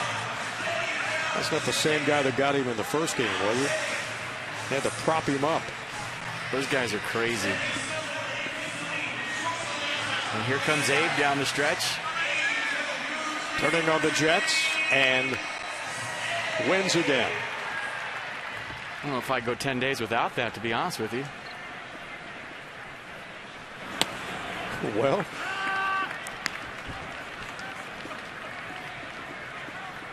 what we can do is email it to you. Trying to regroup over here. Top of inning number 5. Stammen with a quick 1-2-3-4. First time the Twins have been retired in order tonight.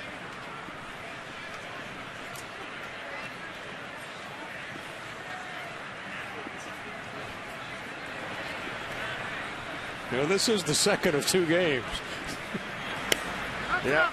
Getting a little giddy up here in the booth after 6 hours of baseball. And you got a 4-hour flight still ahead of you. Oh. Check with me tomorrow, okay? I will. I'll call you as soon as we land. Yeah, please don't do that. The machine will be on at home, believe me. Stammen with a count of 2 balls, 2 strikes, and Josh Willingham. Former teammates, both good guys, great guys. On deck is Chris Parmalee. And Aaron Hicks would follow. First base umpire Scott Barry said he did not go through.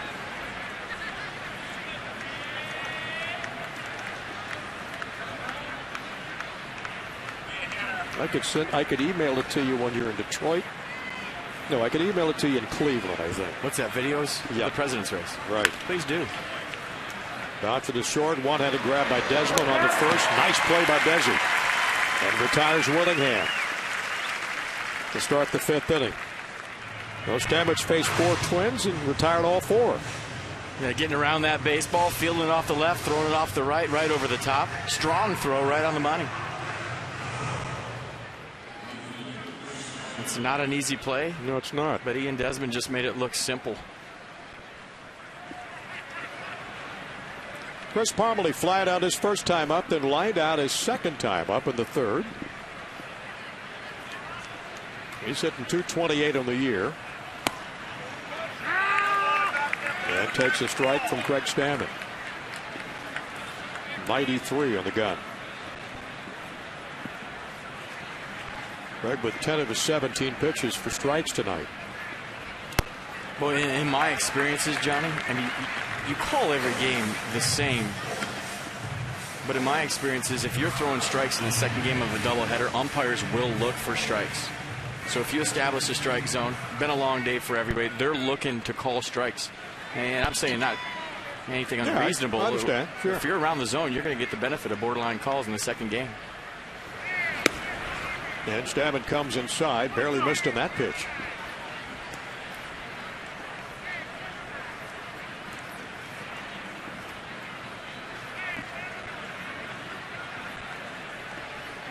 Greg from North Star, Ohio, where his parents are watching every game. Check swing, he did not go through. There's third base umpire David Rackley. Good look at the guy, football and basketball and baseball at Versailles High School in Ohio. One of the all-time great pitchers, University of Dayton. And here's the 2-2 pitch.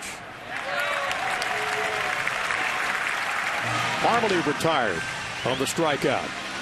Stammen's first. Well, Mercedes-Benz on the pitch track, 93 miles an hour, 2-seam runner on the outer half. And Parmalee can't catch up. Craig Stammen 5 up, 5 down so far. Makes a pitching coach and a manager very happy. Aaron Hicks 0 for 2 with a strikeout and pop out. He's hitting 180.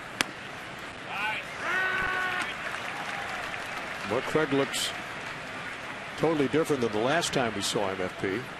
Had a couple rough outings after that emergency appearance in Atlanta. And Steven Strasburg strained his lat. Seems to be back on track. And the count even at 1 ball and 1 strike. 2 outs here in the Minnesota 5th. They lead by 2. 4-2. There's Steven. Detweiler behind him. Tyler Moore. Brett Jewett. He'll be back on the 16th. Really nice to see both of those guys back in the rotation. Detweiler and Strasburg. How about that breaking ball in there for a strike? 97, 98 on the right. 95, 96 on the left.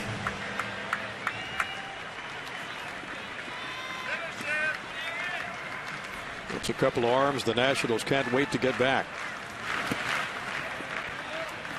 Pitch is down low. Count even at 2-2.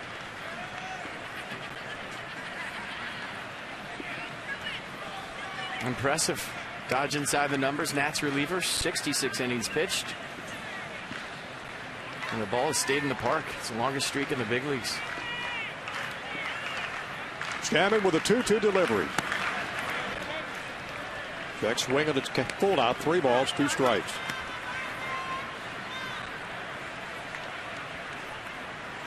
Escobar on deck.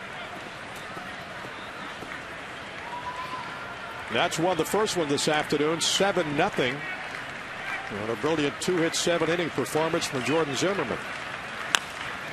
Bouncing ball to Zimmerman. Tough play at third. Grabs it in one hand. Fires to first. Got him at first. Terrific play for Zimmerman to retire. Hicks at first. We go to the bottom of the 5th.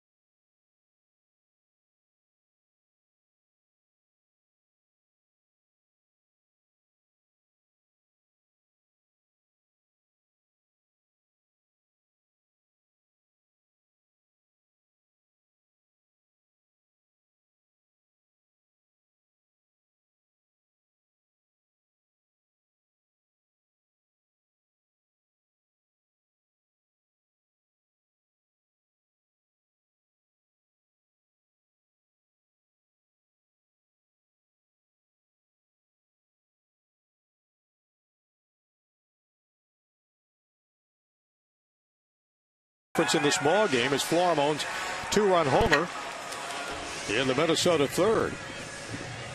And Denard Span will step up. And as we look ahead, the Nationals hit the road, fly out to Denver tonight. Rockies coming up Tuesday night, 8:30. We'll have Nats Extra 8 o'clock. Rockies again on Wednesday and Thursday afternoon. Then the ball club flies quickly to Cleveland for a weekend series against the Indians. And Ray and I'll be with you before and after every game. And Bob Carpenter back with FP as they begin this 3-city and 9-game road trip. Denard Span tonight grounds out twice in his first 2 times up. Once to third, once to short. Still hitting 272 in that leadoff spot. Something Minnesota's had problems with since Span left the organization for Washington. Tried a whole bunch of leadoff batters and nobody able to really get the job done consistently. Well, it's a spot I hit the majority of my career, and it's not an easy thing. I mean, you can't be afraid to hit with 2 strikes. Your number one goal on a daily basis is to score runs. It's not to get hits. And to get on any way you can. And for a young player at the major league level, and the Twins are young right now, Aaron Hicks tried it, their current center fielder, but I mean, it's hard to hit with 2 strikes at the highest level because everybody at the majors has a great out pitch. So as a young guy, you have a tendency to be really excited, want to get that bat over with quick. It's hard to go deep into counts, but you know, the more experience you have, you're not afraid to hit with 2 strikes, and you're not afraid to go deep into counts and maybe even to sacrifice an at-bat to show your teammates what the current pitcher has at that moment. Well, Denard Span is on. Leading off the Nats 5th. Dodge inside the numbers, FP. Well, this is Denard Span from 2008 to 2012 team rank with the Minnesota Twins. 3rd in average, 3rd in on-base percentage. Look at that, .357. 1st in stolen bases, 2nd in runs, 2nd in hits. Infield hits 113 in 4 years. Wow. And that's all with a guy named Joe Mauer as your teammate. Impressive. So Span with the lead off first. Roger Bernardino, perfect night, 2 for 2. See if he can advance Span to second. That's trying to pick away at this 2-run deficit.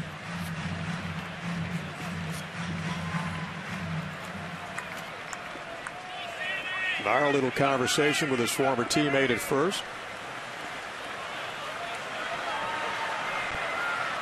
And all of a sudden, out of nowhere, the skies have opened up.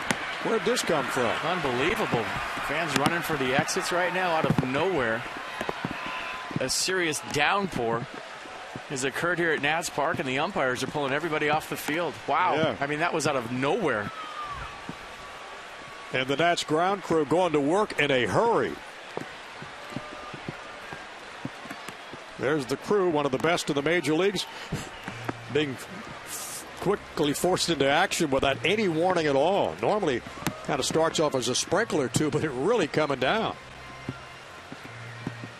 That'd be the weatherman checking the radar right now. Hey, I'm going to give you some bootleg weather in a second. I don't think this was expected. It's kind of a pop-up deal right over downtown. Well, we've got Span at first here in the bottom of the 5th. I mean, you can't get weather like that on the Weather Channel. A pop-up deal right over downtown. That is some in-depth weather reporting. That's what it is. I know my good buddy Doug Hill can use you in his weather forecasting team. We're going to step out as they cover the infield with a tarp. Minnesota with a 4-2 lead. When we come back, the Nats have a runner on and nobody out in the bottom of the 5th. We'll send you now to ESPN News.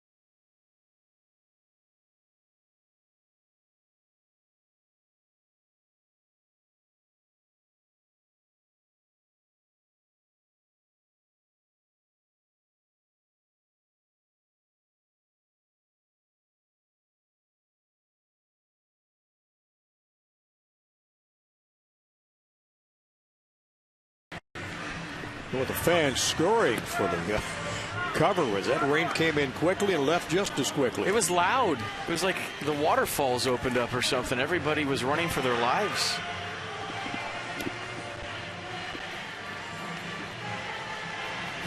So Aaron Hicks out of the ball game with a hamstring pull. And Cleat Thomas will take over in center. And we saw the arm of Cleat Thomas in game 1 of this doubleheader tonight. Threw Jason Worth out at the plate, and he almost doubled Jason Worth up at second base on a deep fly ball to left off the bat of Anthony Rendon. Plus arm in left field right now for the Twins. There's Denard Span back at first. Joe Meyer right alongside him. He led off this 5th inning for the Nats with a walk off of Samuel Dalduno. Bernardina diving, or Span diving back. Bernardina perfect 2 for 2 this evening. I want to give John Turnauer some credit. I mean, I think so. Doubleheader today, had a quick turnaround, get the field ready. One of the best playing services in baseball, and good decision right there to throw the tarp on to where the field wasn't swamped. And a little 10-minute rain delay turns into an hour and a half because you have to fix the field. Yeah, and the grounds crew at ballparks around the country don't get the recognition, don't get the credit they deserve. They work long hours. These guys do a great job, as good as any in baseball. 12 minutes, the official rain delay time. Yeah, they do, and John Turnauer's got one of the best groups going, as evidenced by only a 12-minute delay. Pitch to Bernardina inside. Roger making sure Denard holds at first. 4-2 ball game if you're just joining us tonight. Twins up with a lead, trying to get a split today in this day-night doubleheader, and the Nationals trying to get some momentum and get out of town with a 2-game sweep. Eric Davis getting hot in the Nats bullpen. No, Stammen's done the job in case Davis comes in. And the count to Roger Bernardina, 2-1. That pitch is outside. And the count runs to 3-1. Zimmerman on deck, and then Jason Worth. Minnesota 2 in the second, 3 and 2 more in the third. The Nats with a run in the first. Added 1 more in the third. And Zim tonight 1 for 1 with a single. And so Bernardina coaxes a walk out of the Twins right-hander. Well, back-to-back walks to start up the 5th inning for the Nationals. Ryan Zimmerman coming to the plate, but don't forget about the play he made to end the 5th inning. Aaron Hicks with a slow roller. Center fielder can fly, and I told you in game 1, Ryan Zimmerman here at 10:30 this morning with nobody else out on the field, taking ground balls in his shorts by himself. Just he and a couple of coaches working on that play right there, a bunch of plays, and it pays off with another dandy on a slow roller for Ryan Zimmerman. Yeah, that might have been the play that Hicks hurt himself, FP. Trying to get down that line quick, smelling a hit. He's out of the game. Cleat Thomas in center field now. A breaking ball to Zimmerman in for a strike.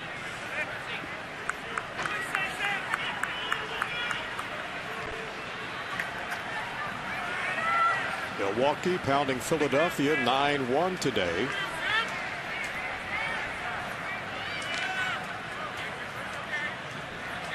Atlanta 8-1 lead over the Dodgers. Well, that's a final 2. And here it's 4-2 Twins. Yeah, 82 pitches for Dalduno, 48 strikes, 34 balls. See the season high at 105. Well, he's given up 6 hits, 3 strikeouts, 3 walks. Zimmerman bouncing ball to third. Carroll bobbles it and safe at second, and Zimmerman on to the bases are loaded with nobody out.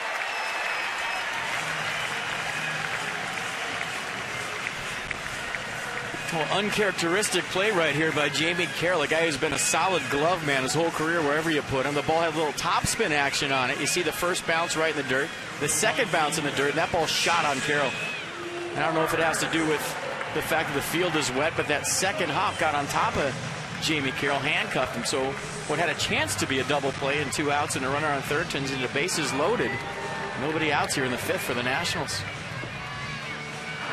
Left-hander and right-hander working.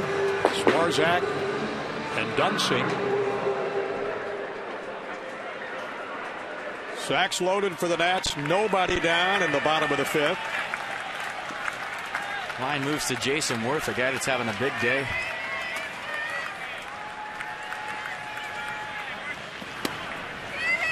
In their first strike.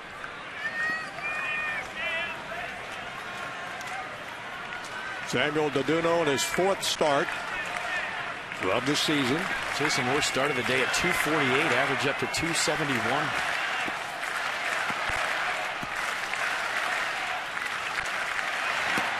Breaking ball misses outside. Deduno looking for win number 3 this year.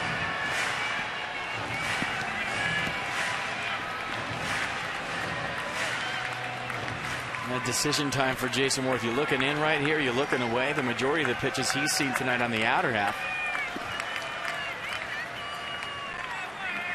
Really trying to stay up the middle, the big part of the ballpark. Yeah, the pitch. That's in there for a strike. Heason tracks the 91-mile-an-hour cutter from Deduno, top of the zone, gets the call. I don't know if Worth didn't like the call or was frustrated that he didn't swing. Span at third, Bernardina at second, Zimmerman at first. And nowhere to put Jason Worth. Swinging a high pop behind second, drifting back. Florimone, the shortstop, will take it, and there's one away.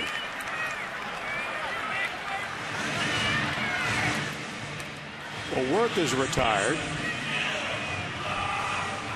It'll bring up Adam LaRoche. That's with a golden opportunity to get something done here in the 5th.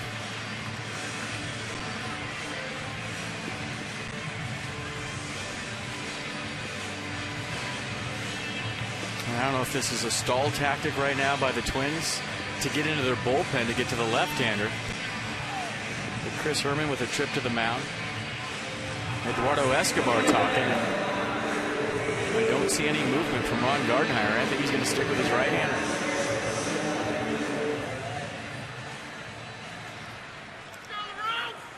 He will face LaRoche for the 3rd time. Struck him out the last time up in the 3rd. Well, Johnny, I think that goes back to lefties are only hitting 179 off Deduno this year because of that cut fastball in the inner half. Gardenhire sticking with those numbers. Righties 279, lefties 179. No need to make a change. And the pitch to Adam LaRoche. It's just not any lefty in the box, though. Sometimes those numbers can be deceiving.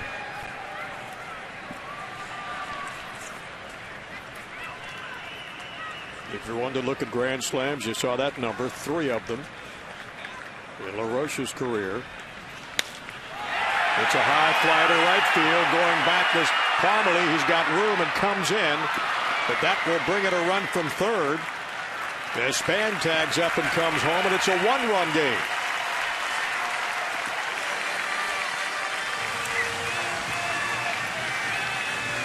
LaRoche with an out fly ball to right and an RBI. A nice job of elevating that pitch, getting it deep enough. Yeah, high fives in the dugout for Adam LaRoche. Anytime you get the job done with the runner on 3rd, you're going to get knucks in the dugout. You just see it off the end of the bat. The bat shake a little bit on contact, and that was the difference. I think Chris Parmalee might have thought he got it a little better than he did, but it was deep enough to score the run, and mission accomplished for number 25. So it's up to Ian Desmond now with runners on the corner. And 2 away. Deduno brings him in high and tight. Moves him out of the box. It's a definite sign that on pitch number 90 he is gassed. He's kind of spinning out of here. Everything's been down and away to right-handers with that cut fastball action. That one gets away. Up and into Ian Desmond. You can bet this one is going to be down the way. Bernardina down at 3rd. Breaking ball across the plate in there for strike. Ryan Zimmerman at first. You see where Chris Herman's setting up, down and away. Ball backs up. A lot like the pitches to Jonathan Solano that were called a strike. Back up curveball for strike 1.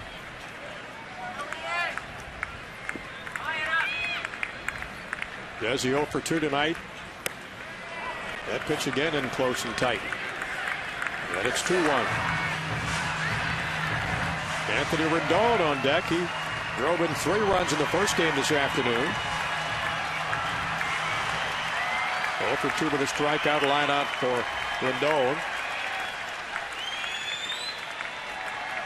But Doduno's focus right now is on Ian Desmond. Couldn't hold up, and it's 2-2.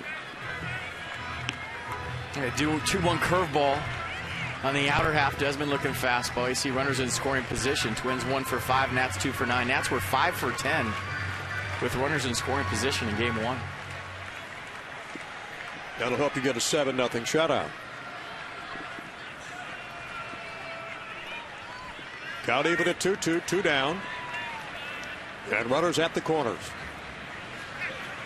Zimmerman off and running, and a call, third strike to Desmond. Not happy with that call, and letting home plate umpire Mike Everett know about it. Doduno gets out of trouble.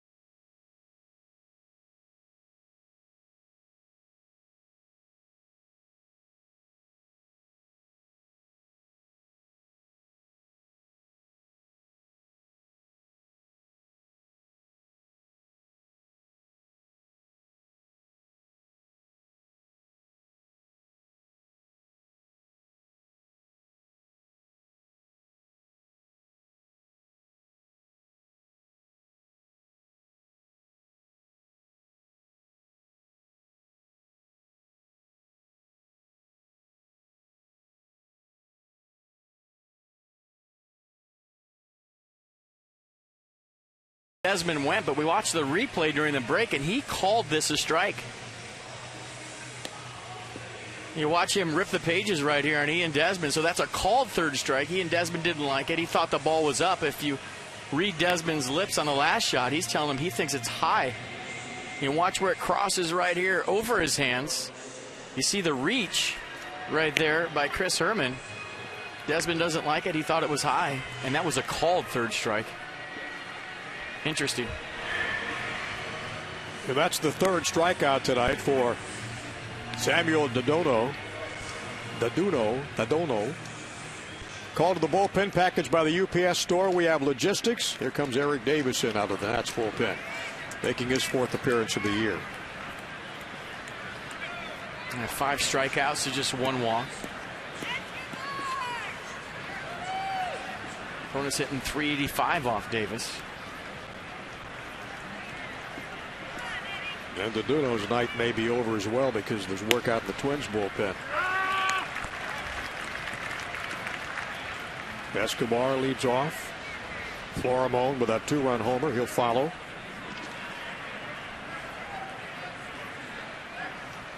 And Davis delivers. Fernando Abad in the Nats pen. Davis against the Twins yesterday, 1/3 an inning pitch.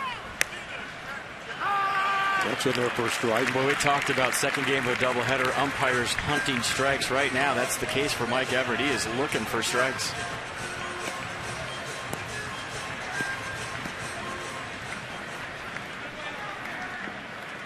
Davis made his major league debut against the Braves. Here's the pitch. Foul down the first base line. That's within a run. It's 4-3. Herman 2 hits tonight. Mauer's got 1. Also Escobar and Florimon with that 2-run homer. Escobar scored 2 runs and Florimon the other 2. In a 4-3 game. We're in the top of the 6th.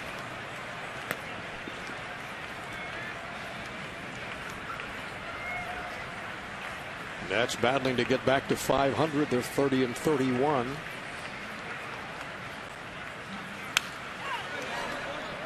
.92 on the gun. Foul back on the screen. Minnesota 27-32.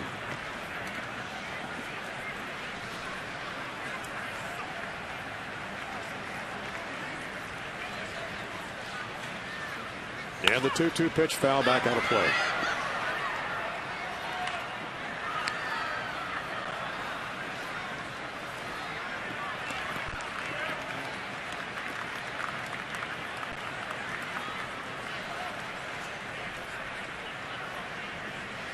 Match manager Davey Johnson's got 2 Stanford guys in his roster now.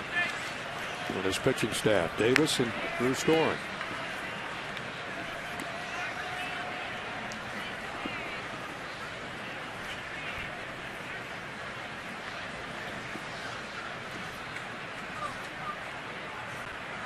And the 3-2 pitch lined in the gap between Worth and Span. That's going to be up against the wall, and he's not going to stop. Escobar rounding second, heading for third. The throw to Zimmerman. He is safe at third.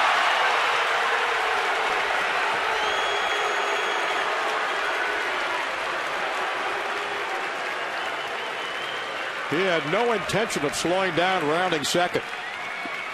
No, leadoff triple here in the 6th for the Twins, and pretty good relay throw, but nice at bat once again from Eduardo Escobar. A walk, a single, and now a triple in the gap. Jason Worth gets it in quick. Watch the relay throw on a perfect feed by Jason Worth from Anthony Rendon, right on the money, and he just gets in there. Check this out one more time. This is a lot closer than I thought. Wow. Very close.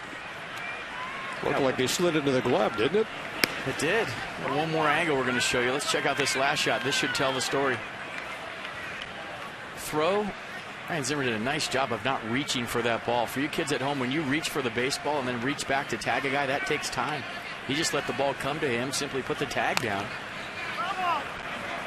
No argument from Zimmerman, so nope. You have to feel like Escobar was safe. A leadoff triple for Escobar. So it's up to Davis to keep this thing close, and he's got a guy at third base with nobody down.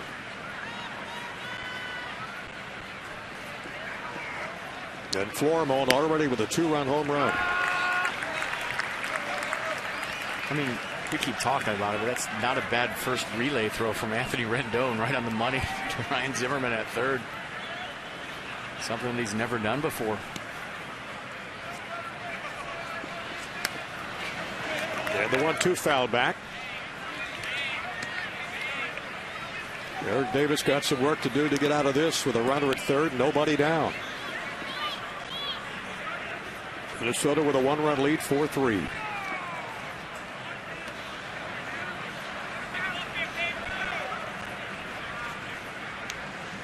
And the pitch fouled out of play again. And it's 1-2. And first things first, you have to worry about the guy in the box, but it's going to be interesting to see what Ron Gardenhire does with Samuel DeDuno in the on-deck circle. You would think he's not hitting, standing out there right now, but his night is probably finished. Probably go to a pinch hitter. Escobar down to third with his second triple of the year.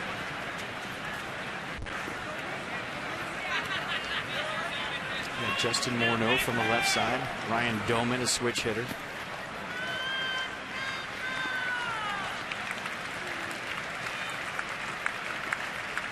Escobar lead off third. Almost got him inside. Had to bounce out of the way. 2 balls, 2 strikes to Eduardo Escobar, the Twins' second baseman. A little low bridge action right here. Fastball kind of yanked across, 93 miles an hour, right at the front kneecap. Good stop by Jonathan Solano to keep the runner at third. In the pitch, grounder down to LaRoche, holds the runner at third, tags first. Nice play by LaRoche. And there's one away. Big out. And who's stepping in the on-deck circle? That's the only question right now, and it looks. You see the play by LaRoche first. Hot shot right toward the bag. Keeps Escobar at third for the time being. And it looks like Justin Morneau moves in the on-deck circle. Now Davey Johnson's going to counter with his lefty, Abad. So Davey heads out to the mound. Morneau heads to the batter's box. And Fernando Abad will come in from the Nats bullpen.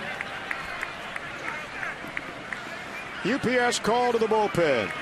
Packaged by the UPS store. We love logistics.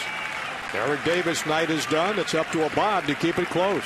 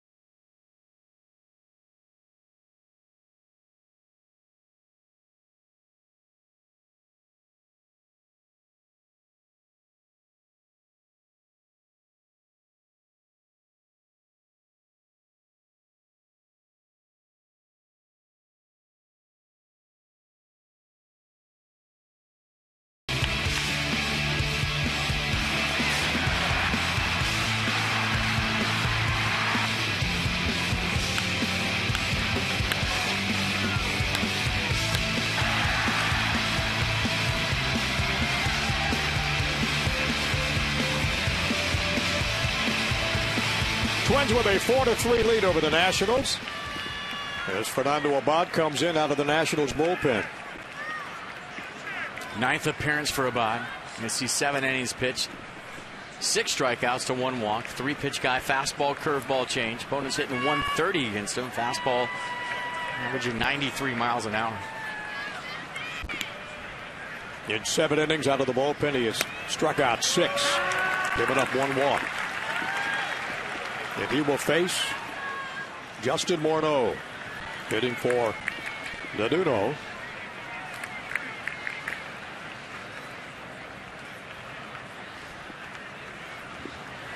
Naduno leads with a 1-run lead. High pop behind. That is not going to do it. Rendon looking up at the lights, and there's 2 away. 1 pitch, and Morneau is gone. Big out right there for the Nationals. Abad getting the job done. Tough hitter. Justin Morneau gets a pop-up to second base in a 1-out scenario. And the Nationals trying to wiggle out of this. Inside the numbers presented by Dodge. The amount of stranded runners tonight for the season. Stammen with 7. If it was stranded runners tonight, it'd be like 22-15. Instead of 4-3. Yes. Abad with 3 and Davis with 2. Lippert 6.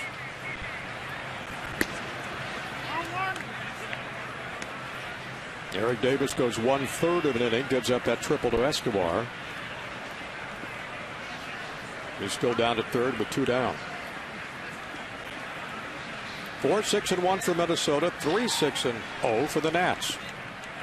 And Jamie Carroll thinking about one thing right here and making up for that error he made last end. That's what you think as a player. You have an error that leads to a run and you have a chance to get it back. It doesn't happen very often. Into former net. 0 for 3. Great dive. How about that play? Leaping grab by Anthony Rendon. I mean, the more you watch this guy play, Johnny, you just realize what a great athlete he is. Look at the ups right there from Anthony Rendon, and nice job by the bullpen getting out of that jam.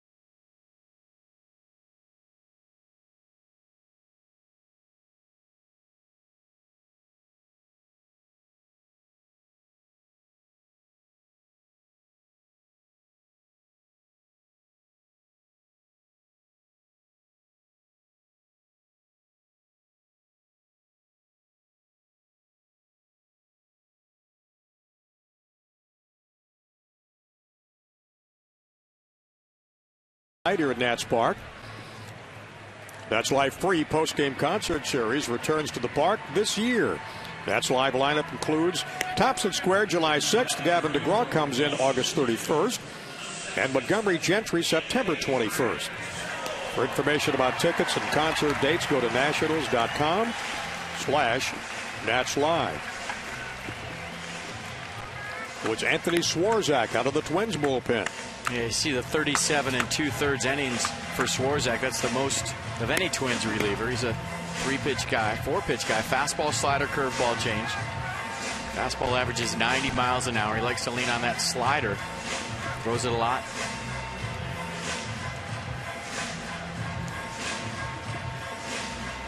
Let's check out the catch one more time by Anthony Rendon. I mean, look how high he gets up for this Jamie Carroll line drive. The extension with the glove and the Exmo. That's just a great shot.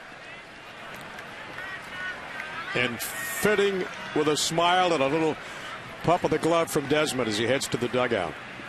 Not only fitting, he leads off here in the 6th.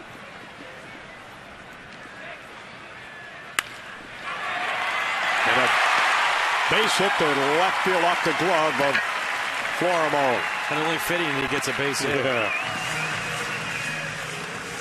Got 2 in the first game. First one tonight. Hit a bullet last time up to left field. Almost took the glove off of Josh Willingham. And this one up the middle almost takes the glove off of Pedro Florimon. Little topspin job right there. Getting through that baseball. And I'm just going to keep saying he can flat out hit. You know, the Verizon Fios Exmo switched to 100% fiber optic Verizon Fios. Supercharge your internet speeds. You think Gio Gonzalez loves to play baseball? How about Anthony Rendon?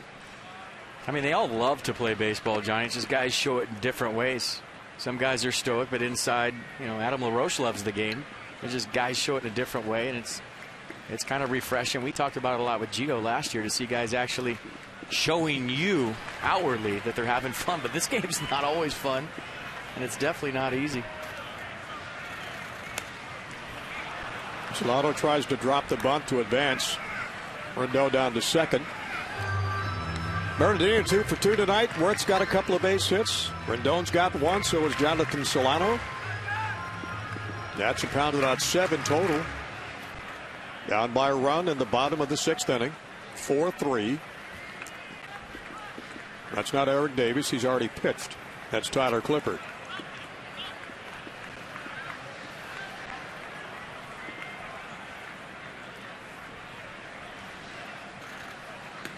A little throw over right there to see if Jonathan Solano showing bunt again, or if Davey Johnson and Trent Jewett are thinking about switching that bunt up to a hit and run. Not a good count really to hit and run 0-1, but see if they just play this straight up or he's still in sacrifice mode.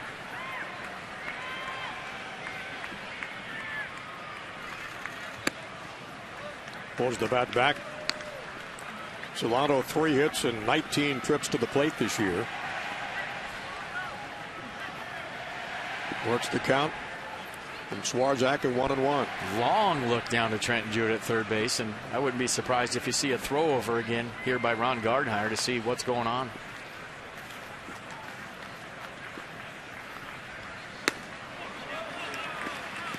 And that pitch aside, 2 balls and a strike.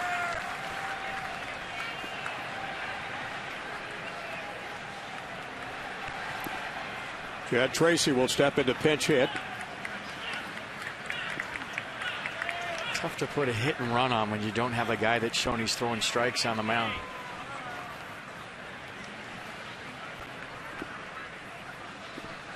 Good look at Rendon with the lead off first.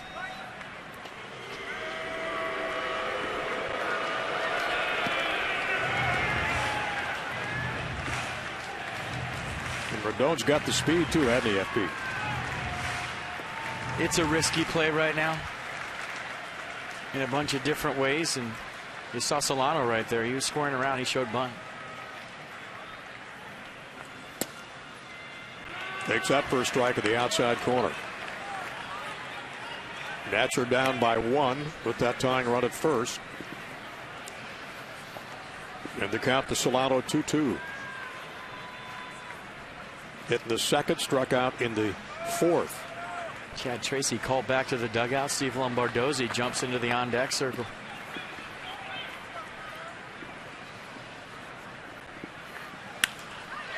And the pitch popped into center. Thomas will haul it in, and there's one away. Rendon staying at first. And Lombardozzi will pitch hit.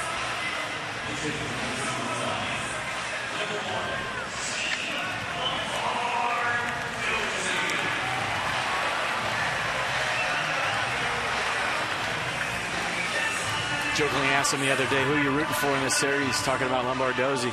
Your dad's team or your team? I said, come on. Serious with that?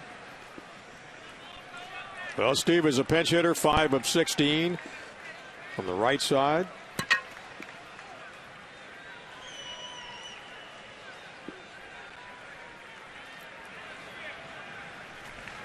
And from the left side, he's still looking for that first pitch hit of the year. Lombardozzi on the season with a .224 average, 13 RBI.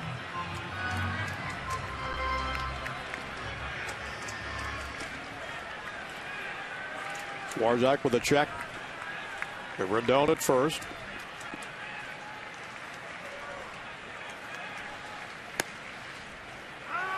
In their first strike.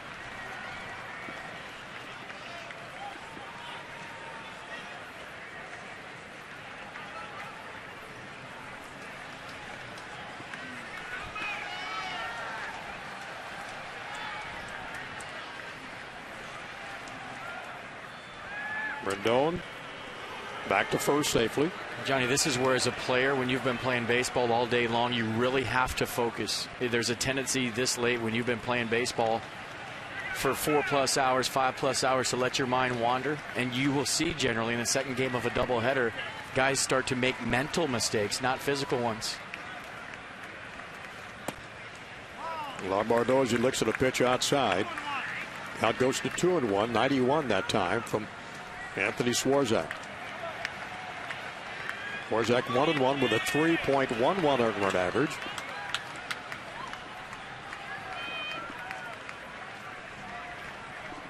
Denard Span on deck. He's 0 for 2 tonight. Here's the 2-1. In the first strike. And a pretty good pitch right there by Swarzak. Front door, two-seam fastball. Front hipped him right here. That looks like a ball all the way to Lombardozzi until it hits leather, and then it's a strike.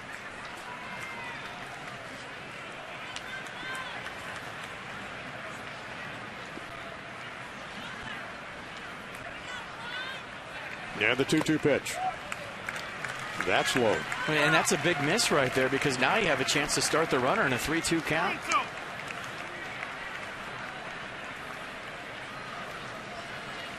Anthony Rendon, after that base hit,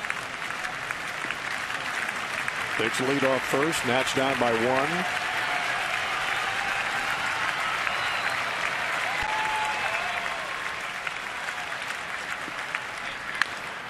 Lombardozzi pops it up. Long run for the left fielder, and Willingham's got it. And Rendon was going on the pitch. Lombardozzi flying out to Josh Willingham. MLB TV celebrates 11 years with new low yearly prices. Watch every out-of-market game live at over 350 supported mobile and connected devices at HD quality with MLB TV Premium. Visit MLB TV today. MLB.TV, baseball everywhere. That's hit the road after this game for baseball out in Colorado for 3, then Cleveland, then Philadelphia. They're working with 2 down here in the 6th. Line drive to right. Rendon will turn second, heading for third. Craig Jewett's got to send him home. Here's the throw to the cutoff man, and the ball game is tied on the RBI span against his former ball club. How about that one? Pointing to the dugout, little sign back to his boys. And that's got to feel good for Denard Span. Yeah, give yourself a hand. Everybody in the dugout is. And he was some kind of fired up coming into third base as he high-fived Trent Jewett. Yeah, got a ball out over the plate, down in the right field corner. As soon as this one hit grass, he knew it was a run. That ball's going to rattle around, and Parmalee was playing in right center field. So we had a long way to go for that ball. Tied ball game. Good teams pick each other up, and that's what happened right there with Denard Span picking up a couple of guys in front of him and tying this ball game up. All deadlocked at 4. Trent Jewett doing the windmill at third base. No way was he going to stop Rendon. Scores all the way from first. Roger Bernardino with a good night tonight. The base hit bunt to first base right here is not the worst play in the world when you have Joe Mauer playing there, who's only started 2 games before tonight at first. He's playing back. It's there if you want it. Roger Bernardino swinging the bat well tonight. A couple of base hits and a walk. And that's good to see, isn't it? It is. Roger not having the kind of year he thought he was going to have, or so far. Breaking out tonight with a couple of knocks. In for a strike, 1 ball, 2 strikes. 92 from Anthony Swarzak. Go-ahead run down at third. Nats have tied it up here in the bottom of the 6th at 4-4.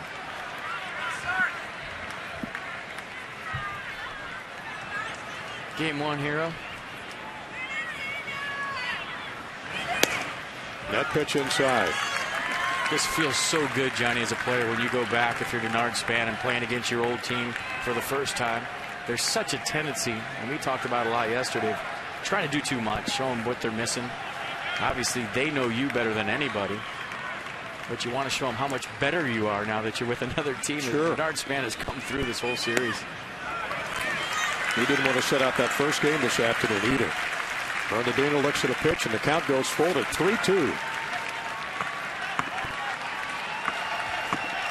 Denard Span, after 5 years with Minnesota, he's down there at third base. Crowd into it.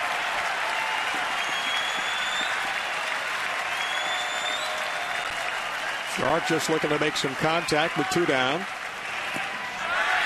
Ball in the dirt, and Bernardino is on. 4th time tonight, Roger Bernardino reaches base. The Shark is back. Back-to-back walks. His last 2 times up. First 2 times base hits. There you go. I like that. That's a homemade shark right there. It's a different kind of Sunday smile. Davey Johnson, Randy Knorr. Up comes Ryan Zimmerman. Then with a hit, a walk, reached on base in an error by Jamie Carroll. 1 for 2 tonight. Ryan hitting .270. Driven in 28. Outside for ball. First 3 spots in the Nats order. On base 9 times combined in this game so far. Span twice, Bernardino 4 times. Guy in the box 3 times.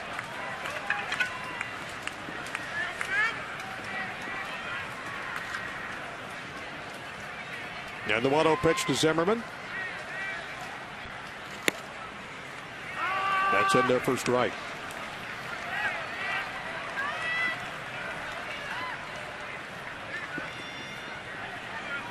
Span down at third. Roger Bernardino at first. A run in. That's a clawed back with a run in this inning and a run in the 5th to tie this game. Check swing. Did he go? He did. Yes, 1 and 2 now to Ryan Zimmerman.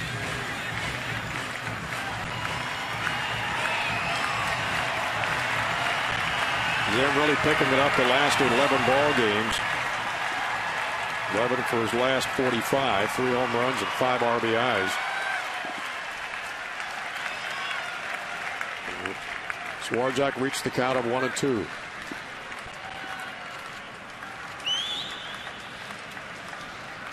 Worth waiting on deck. That pitch in there for call, strike 3. Zimmerman retired, but not before the Nationals tie it. We go to the top of the 7th in a 4-4 game.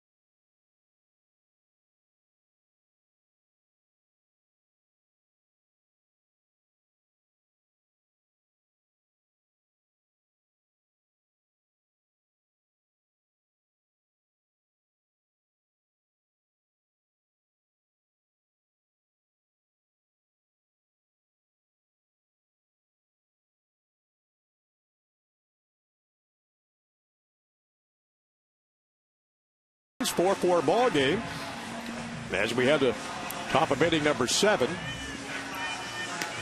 This moment in history brought to you by Volkswagen. Volkswagen Springtoberfest. That event's going on right now. Visit VWDealer.com today. In this day in history, back in 1966, the Twins had a Major League record 5 homers in 1 inning. Rollins, Versailles, Oliva, Mincher, and Harmon Killebrew. And the Nats have their 5th pitcher of the night coming in Tyler Clippard. A 27th appearance for Clippard. Opponents average 155. Fastball, curveball, cutter, change.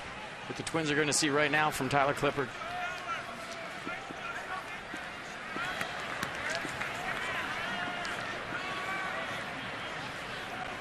Clippard tied for 2nd in the National League with 4 relief wins this year.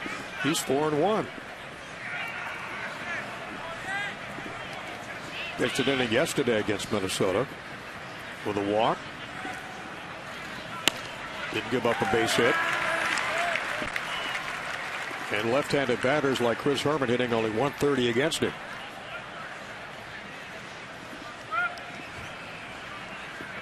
Herman a single, a 2-run double, and a ground out.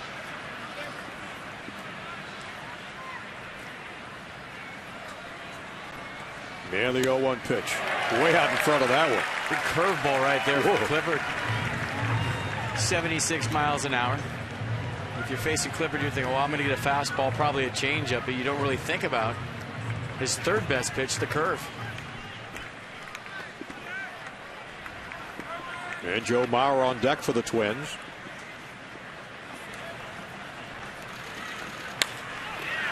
Line drive, base hit, right field.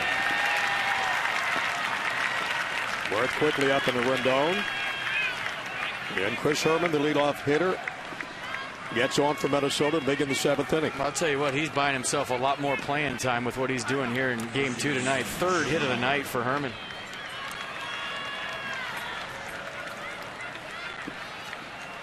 I'll go back to yesterday and check out Joe Mauer's day. This is the first time I've seen him play in person, and it's been impressive. His power the other way, the way he can stay back on the ball, take an inside pitch, and drive it in the gap the other way. And he'll face Tyler Clippard. Not bad behind the plate either. Had a couple of tricky plays yesterday. Kept a tying run at third base, and then had a ball ricochet off the backstop. Didn't even look. It went into his glove. And we were marveling at the fact that he didn't look at the ball and into his glove, but I've seen him in a commercial talk to a girl and catch a pop-up and not even look. So yesterday wasn't even that big a deal. That worked pretty good for him. Yeah, that was nothing. Yeah. And the count to Joe Mauer, no ball and a strike.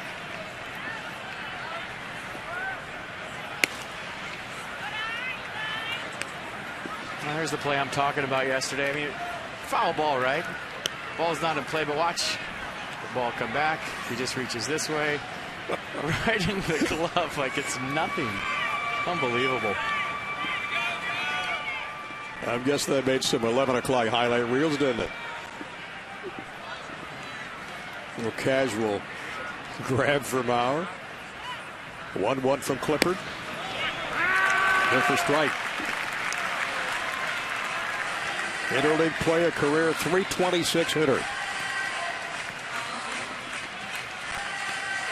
Mauer with 1,345 base hits in his career. Fourth in franchise history, at least 100 home runs and a 300 batting average. Pretty good company right there on the bottom.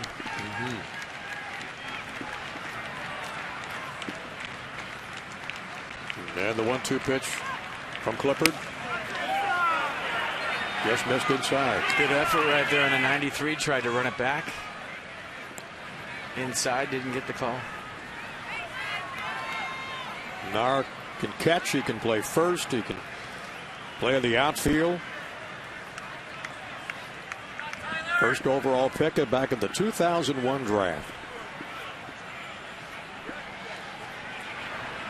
And he works the count from Clippard to 2-2. Herman down at first. Powell back out of play.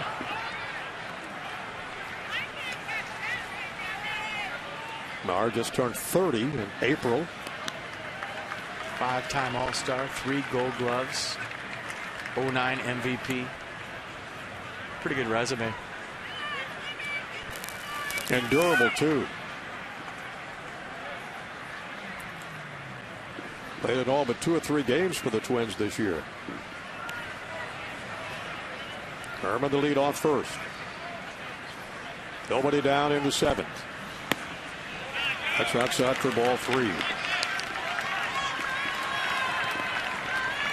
Well, the count is full to Joe Mauer. An average at .330 with Josh Willingham waiting on deck. Looking for his first base knock tonight.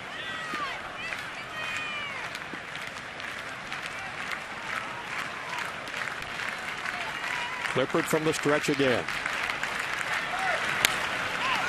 Line drive to LaRoche. Herman was off and running on the pitch. Easy double play. Well, just how you drew it up, right? And 3-2. You got to start the runner in a tie game this late. And Joe Mauer all over that 3-2 offering from Tyler Clippard. Line drive right at LaRoche. Tailor-made double play. Adam casually steps on first, and there's 2 quick outs. Now nobody on for Josh Willingham.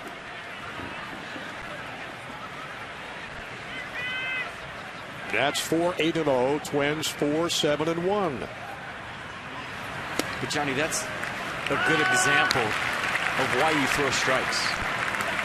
You can't defend a walk. So in a 3-2 count, yeah, DeMauer hit that ball hard, but you're in the strike zone, and it gives your defense a chance to play behind you. You got a guy like LaRoche at first base. One of the best. And the 0-1 to Willingham. Breaking ball misses outside. 1 ball, 1 strike. 2 down. Here in top of the 7th.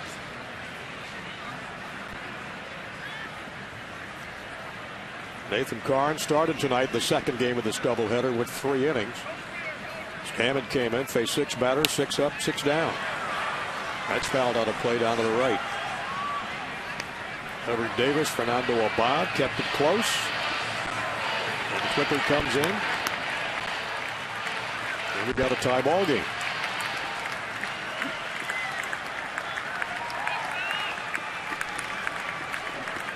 One and 2 to Willingham.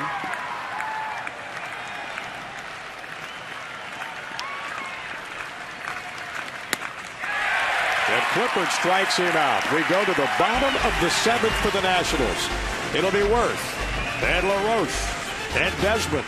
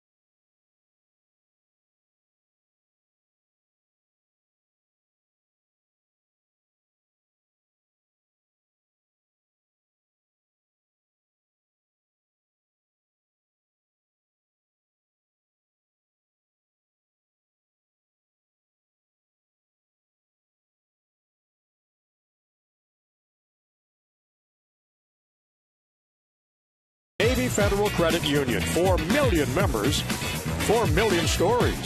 Navy Federal Credit Union. 4-4 game as we head to the bottom of inning number 7 here at Nationals Park. Nats took the lead and they battle back to tie it. Don't forget, coming up Tuesday night, the ball club is off tomorrow. Beautiful scenery out in Denver, Colorado. The Nats to face the Rockies. 8:30, Masson 2 in HD. Van Herren with a 4-7 record, 5.45 earned run average. He's 7-5 against Colorado. Julius Shashin will be on the mound for the Rockies, 3-3 record with a 4.59. Coverage all begins with Ray and I at 8 o'clock with our Nats Extra Show. Freight rail works due up for the Nats. Worth and LaRoche and Desmond all with base hits in the 2 games today. 4 for 6 for Jason with 2 driven in. LaRoche has a couple of RBIs. He's 2 for 5. And Desmond, a 3 for 7 day with 2 RBIs. Some nice twin bills working right there. I mean, you're supposed to, as a player, compartmentalize and say, well, I'm just going to take this first game and pretend that's the only game today, and then I get to the second game. But it's intimidating knowing that you're going to have 10 at-bats in one day where your average can either go flying up or flying down. Flying down. Yeah, it's not an easy thing mentally. Physically, you're just kind of conditioned. You play doubleheaders your whole life. The mental grind of 2 games in one day is something you're obviously not used to. 27,949 for this nightcap tonight. Manworth and Storen out in the Nats bullpen. He's getting ready. Jason 2 hits for this evening game. He's 2 for 3.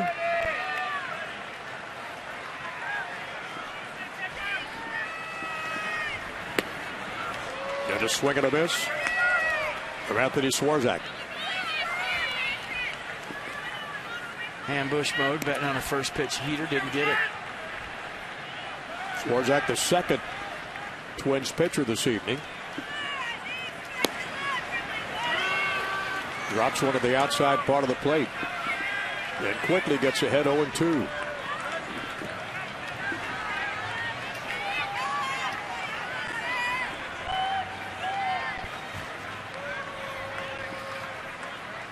And the 0-2 pitch. High fly to right field. Chris Parmelee retires Worth. And there's one down in the Nats 7th.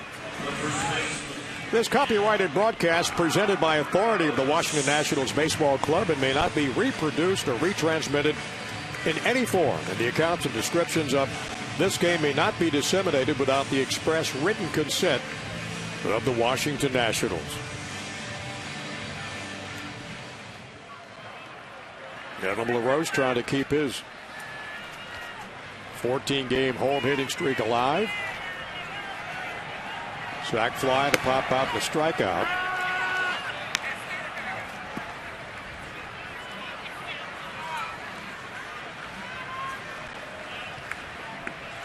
Ian Desmond also with a streak. He'll be coming up next. Pitch inside from Swarzak. Drives LaRoche out of the box.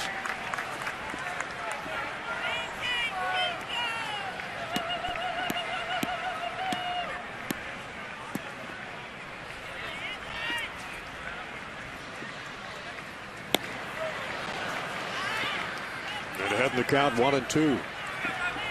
Thinking about home run number 11 right there with that hack.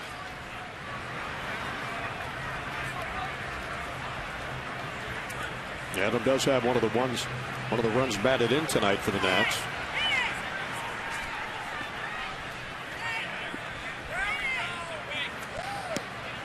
Behind the count, 1 ball, 2 strikes. Went slider to fastball away to fastball in to curveball. Shook them all off. That's the fastball in. And LaRoche lines it to right, and he's got a 15-game home hitting streak. He's got a try for 2, diving for second, and he's in. Parmelee fell down in right field, sliding in the wet grass. A great hustle double right there by Adam LaRoche. You were wondering if he was going to test the arm of Parmelee. The 2-strike fastball inside didn't work, and that's a dangerous pitch to a guy that can beat you with one swing. Usually you try to make a power hitter beat you the other way. Adam LaRoche beats Swarzak right there with a 1-out double. Good hustle, nice swing. He didn't hesitate rounding first base either. Head first dive in the second. Tie game, you're trying to get in scoring position. And he is down at second. And Desmond line drive in the gap. His hitting streak continues. Gets past Willingham and left. And the Nats will take a 1-run lead. They lead it now 5-4. RBI for Ian Desmond. Number 27. Huge. 18th double of the year. Like you said, Johnny, the hitting streak continues, and more importantly than all of that, the Nats up 5-4. I mean, you knew he was swinging at the first pitch. He's looking fastball, caught the off speed out in front, shoots the gap right there. Josh Willingham with a curious angle of the baseball, and that allows Ian Desmond to get to second base. And is he fired up? Yes. Back to the dugout, 5-4 Nats. Some instant offense here in the 7th with back-to-back doubles. And we talked about it. When they were behind, it's just a different feeling with this ball club after what happened in Game 1. You knew they were coming back. Yeah, you could feel it. You could see it. Rick Anderson makes a trip to the mound for the Twins, the pitching coach.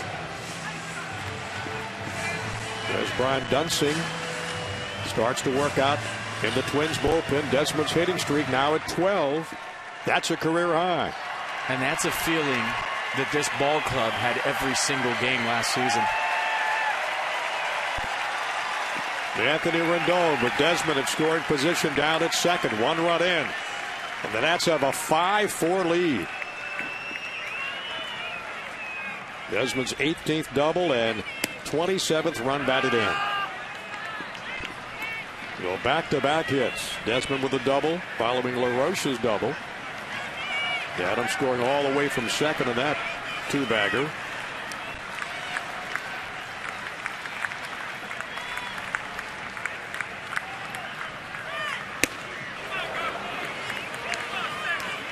We talked about it the other day too, Johnny. Add Bryce to this lineup and see what happens.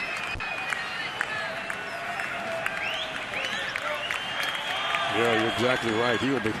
He'll be welcome with open arms too, just like Jason Worth was when he came back earlier this week. Wilson Ramos in there. Check swing. First base umpire said he went through. Wow, Nats dugout chirping. Some react from Tony Tarasco at first base. Tarasco pretty stoic. Didn't like the call. And it looked like he might have rolled his wrist there at the end. So with Rendon gone via the strikeout. That for Swarczyk is number 2. And he's got 2 away. Up to Jonathan Solano. He's 1 for 3.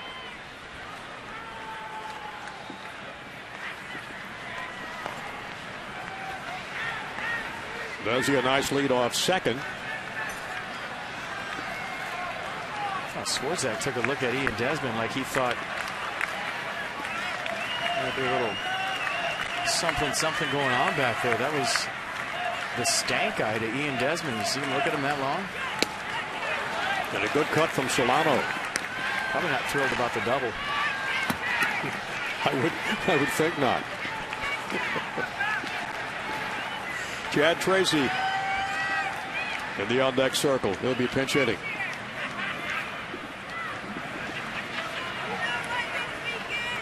Bill Clifford came in and got the job done. No balls and a strike to Solano.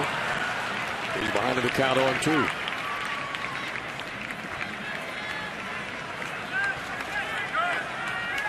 Jonathan playing his 11th game for the Nats. Verizon Fios Exmo for the 462nd time today. Curveball for a strike. Switch to 100% fiber optic Verizon Fios. Supercharge your internet spreads. No balls and 2 strikes to the Nats catcher. Desmond an insurance run at second. 1 run in. Bouncer right up the middle. Escobar's got it on the first. Solano is retired, but not before the Nationals put a run across, and they take a 5-4 lead as we go to the top of the 8th.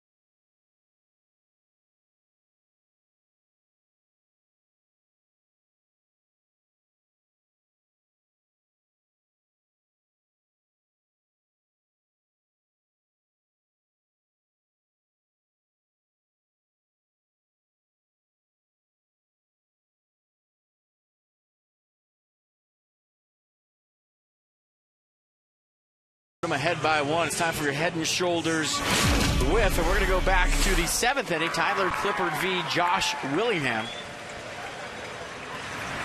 The first pitch, get me over slider cutter deal right there for strike one. Then he goes curveball down, ball one.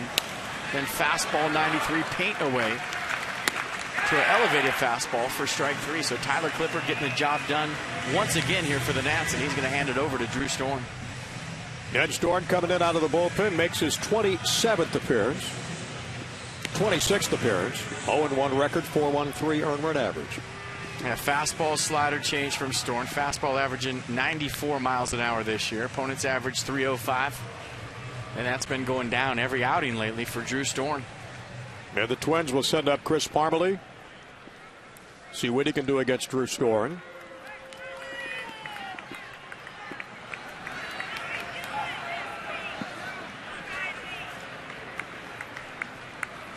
Clete Thomas will follow. He went to center field when, except for that hamstring injury.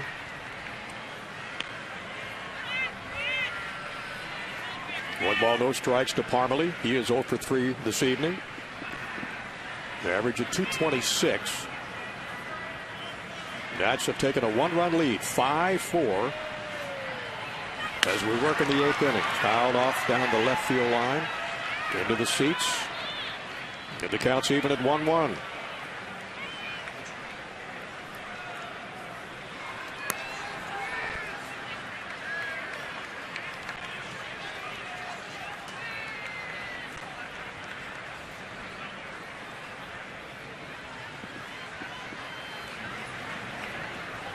George's job to hold this thing with a 1-run lead. Outside for ball 2. Nobody up in the Nats bullpen either.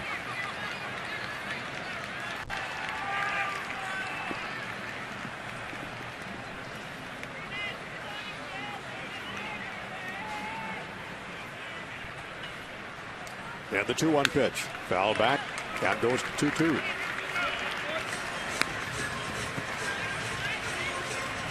Well, this is where historically Drew Storm has gone to that slider on the back knee as his out pitch. We'll see what he does in a 2-2 count. Got him set up after that 94 away.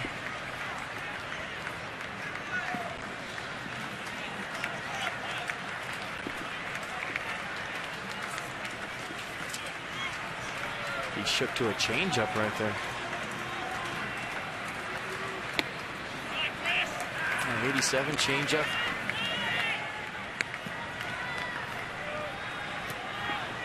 Who worked against the Twins yesterday.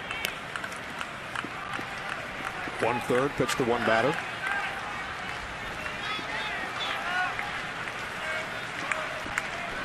So the count is full to Chris Parmelee.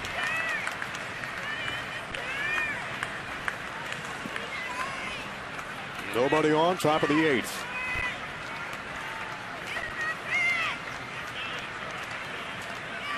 And the 3-2 pitch. High fly ball to left field. Bernardino drifting back. Camps under it, and there's one away. Ryan Zimmerman's fan challenge is here. Visit Facebook.com/Massive Nationals before June 16th. Get a video challenging Ryan to any competition of your choice. Ryan's got to pick 3 favorites. The public will vote to decide who wins. That's the Ryan Zimmerman Fan Challenge presented by Care First, who encourages each of us to take that first step towards a healthier and more active lifestyle. Good of Ryan to do that. Did you send him a video? I'm thinking of competitive diving contest off the high dive. The key word was thinking. Maybe I challenge you to an ice skating competition. Sure. See if you got a double Lutz in you. Double axle. Triple sow cow. Yeah. It's getting late. I like that. It is getting late, isn't it?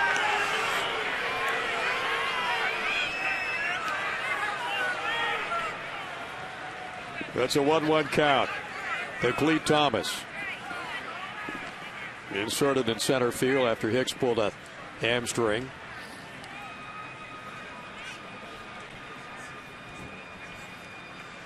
Yeah, the pitch to Thomas. Ripped down the first base line. Great stop by LaRoche. On to Storn, and he got him at first. What a play by Adam LaRoche. Are you kidding me right there? Adam LaRoche has been flashing some serious leather tonight, as have the whole Nats infield. Step and a dive in a no doubles mode right there in a 1-1 game. Gets up, perfect strike to the hustling Drew Storm getting over there. Yeah, Drew quickly off the mound. That ball was smoked. Great play by LaRoche to keep the tie and run off base. That might have had triple written on it. Should have gotten by him. And he retires Thomas. I mean, Desmond with a nice play at short. Zimmerman's made a couple nice plays at third. Rendon with the line drive that he jumped for. Made a nice relay throw too. And Adam LaRoche with a couple nifty plays at first base. All nicely coming together this doubleheader on Sunday. Seems like it, right? Yeah. Did in the first game. It's certainly doing so far so well there in the second game. Davey Johnson liking what he's seeing from his ball club after that pre-game 1 meeting. And as you said, FP, the message was just relax, and they relaxed in the first game with a 7-0 shutout.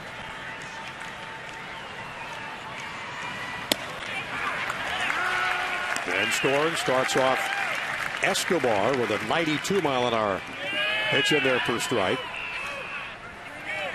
Florimon, the shortstop, is next. And there's 2 out here in the Minnesota 8th inning.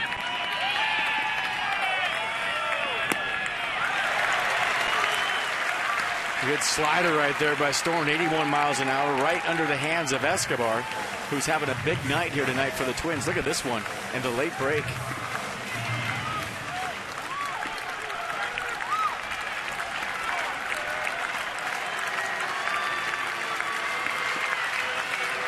Here's Storm ahead in the count to Escobar. No balls, 2 strikes.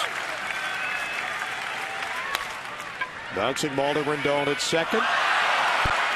In the right field, that's an error. And Escobar rounding first, heading to second, standing up.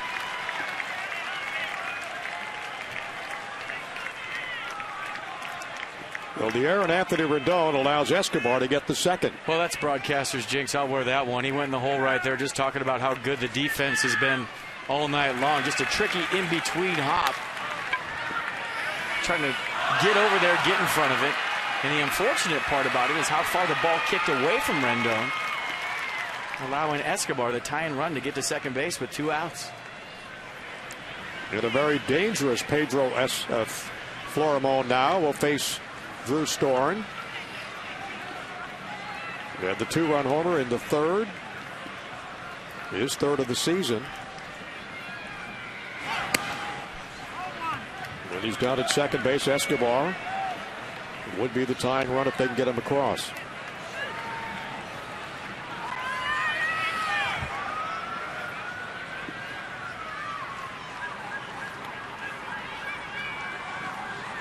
That's with their first error of this game. Breaking ball in there, first strike. Yeah, good changeup right there from Storm. 1 ball, 1 strike, 2 down. 5-4 Nats in the top of the 8th inning. And the club looking for the Sunday sweep over the Twins. And the 1-1 pitch, bouncing ball to Zimmerman at third. From the short hop across to LaRoche, and Storm gets out of it. We go to the bottom of inning number 8. The Nationals up by 1, 5-4 over Minnesota.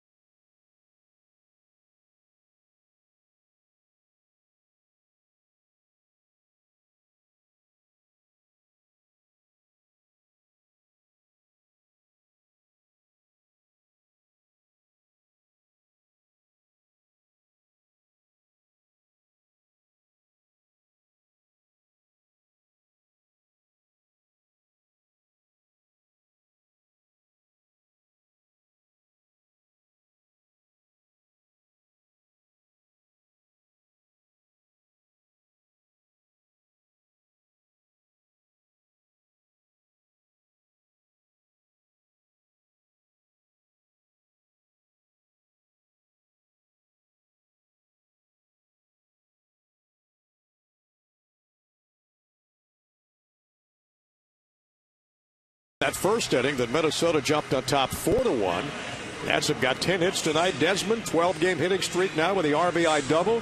Jason Worth, the 2-for-4 night. He has a couple of RBI singles. And Roger Bernardino, also a perfect night at the plate. Let's go back to the 7th inning. Adam LaRoche in a 2-strike count. Got a fastball from Swarzak on the inner half. Hustles into second base for a double. And Ian Desmond thought that was pretty cool. Said, I'm going to do that myself. Put the Nats ahead 5-4. So Ian Desmond with a 12-game hitting streak, the longest of his career. Good look at LaRoche. Nats 5, the Twins 4, bottom of the 8th. Yet Coburn is in the pitch hit.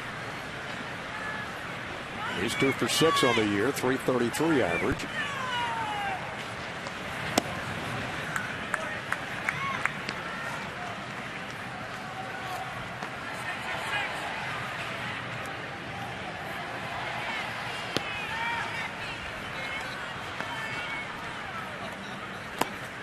Coburn, 1 walk.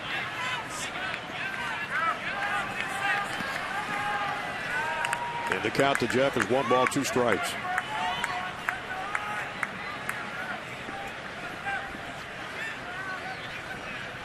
Denard Span on deck as we go back to the top of the Nats order. Breaking ball just missed outside. And Rafael Soriano will get ready to come in and pitch the 9th. And hold on to this 5-4 lead. Herbert's high fly to center field. In comes Thomas. Long run, he's got it, and there's 1 down.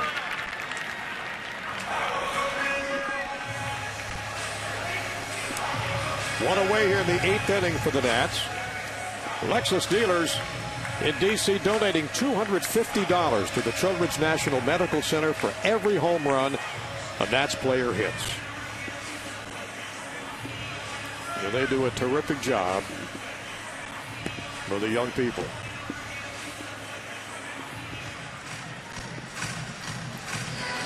And that will probably be it for Anthony Swarzak. Out comes Ron Gardenhire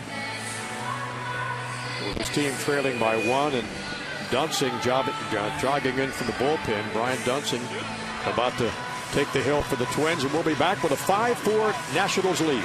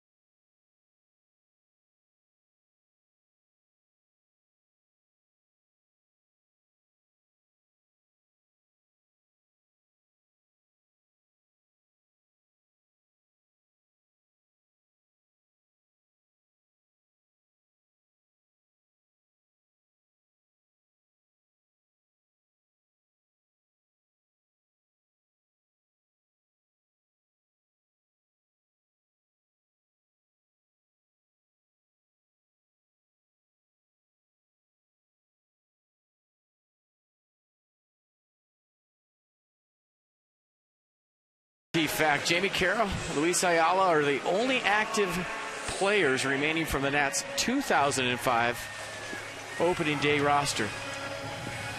Talk amongst yourselves. And Brian Dozier comes into play second now for the Twins here in the 8th inning. Eduardo Escobar moving over to short. And Brian Dunsing will come in.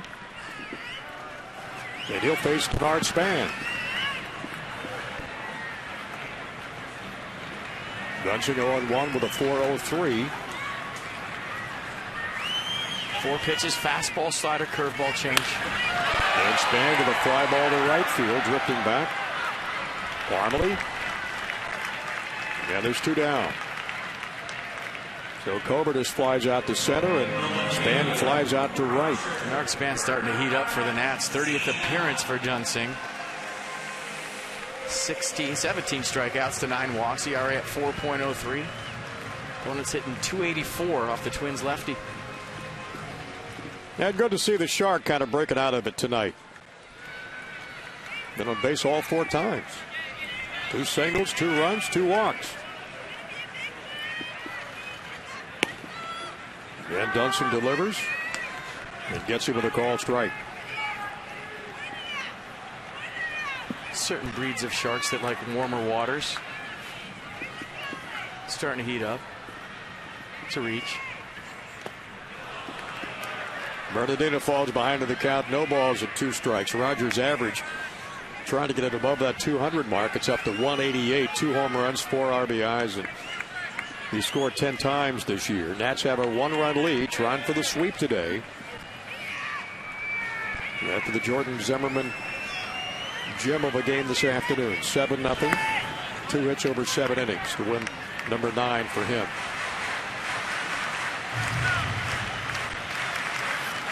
Nats have 2 down with the bottom of the 8th. Bernardino facing the left-hander, Brian Dunsing. That's in there for call strike 3. Bernardino retired. And we head to the top of the 9th at Nationals Park.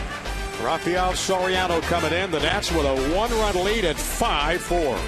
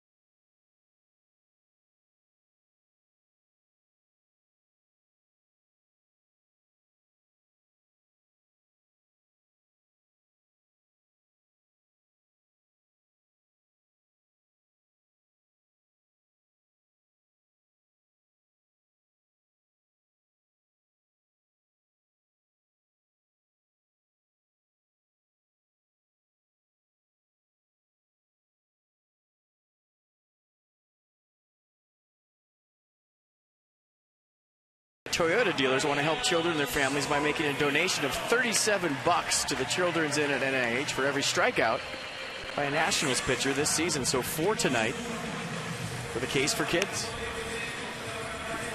There we go to the top of the 9th. 4-7-1 for Minnesota. Nats 5-10-1. Rafael Soriano's come in to pitch the 9th. Ryan Doman will pinch hit. He is 0 for 6 as a pinch hitter. And Rafael Soriano, 24 innings pitched. 25th game, FP, for him. Yeah, you see the strikeouts to walk, 18 to just 4. So he's going to be around the strike zone. Location key every time Soriano takes the mound. 250 average against. The fastball, slider, cutter, 3-pitch guy. Throws the cutter about 50% of the time. And let's check out the Nats defense tonight, throwing some serious leather around. We talked about Ryan Zimmerman out early today at 10:30 this morning, taking ground balls by himself. You see the results. Anthony Rendon had jumping practice at 11 o'clock, and you see the results. I mean, that's some serious ups. And this guy's just got a Gold Glove in his back pocket and showing it off here tonight. Big time. So good defense all the way around the Nats infield.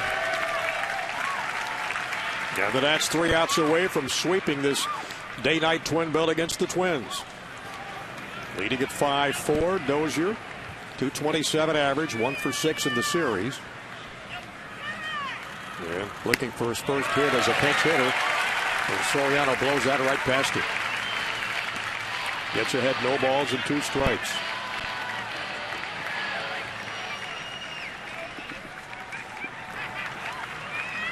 That's with that big run in the 7th inning. And that's the difference.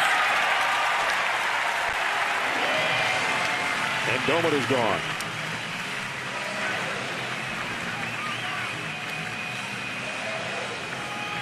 Well, a big strikeout right here. Fastball up in the zone. Leadoff man out in a 1-run game. So crucial. Takes the bunt play away. And in a 1-run game, climbs the ladder to get Dozier.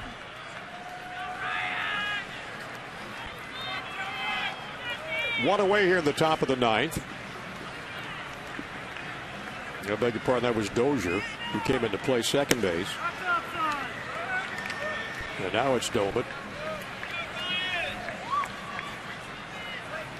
Rafael Soriano, 15 saves this year.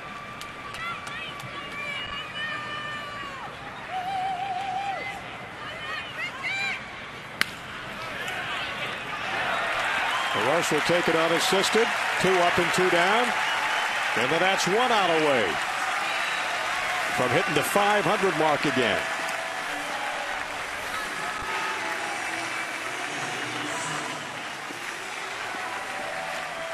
Myron Kerr and Ray Knight set to bring you Nats Extra post game coming up as soon as this one's over. And the crowd on hand tonight, 27,949 on their feet as Chris Herman hopes to get on and somehow, someway the Twins can tie it or maybe win it in the 9th. Soriano delivers outside for ball 1. Herman a single, a 2-run double, a ground out, another single. 3-hit night for him. I expect he went to the U.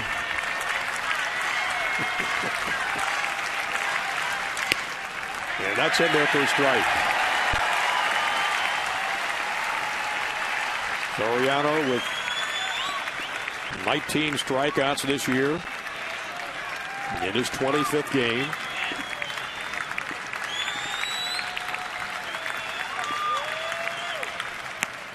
That pitch inside corner for strike 2. 94, maybe the highest velocity we've seen from Soriano this year. 94 paint on the inner half, and the crowd that's left is into it. And the 1-2 from Soriano to Chris Herman. And it's 1-2.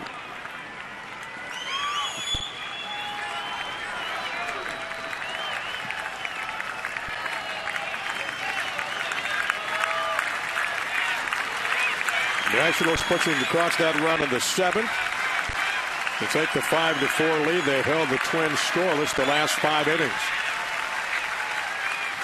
Soriano delivers. That is high and tight. And the count is 4-3-2.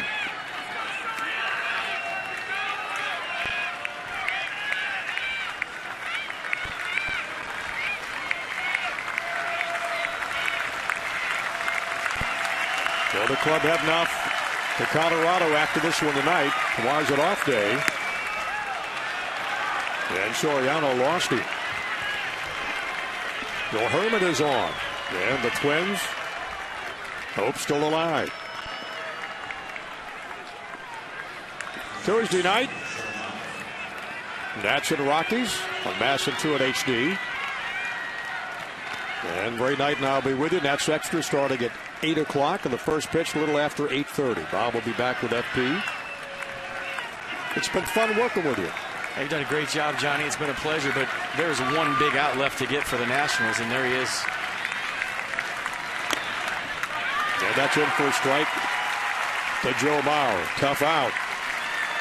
Mauer hitting .329, 6 home runs, 19 RBIs. Outfield playing no doubles right now. Trying to cut down the angle and the gap. Nothing over your head. Twins have the tying run at first. And the go-ahead run at the plate. Bauer fouls it off, and all of a sudden Rafael Soriano up front in front of the count. No balls and 2 strikes.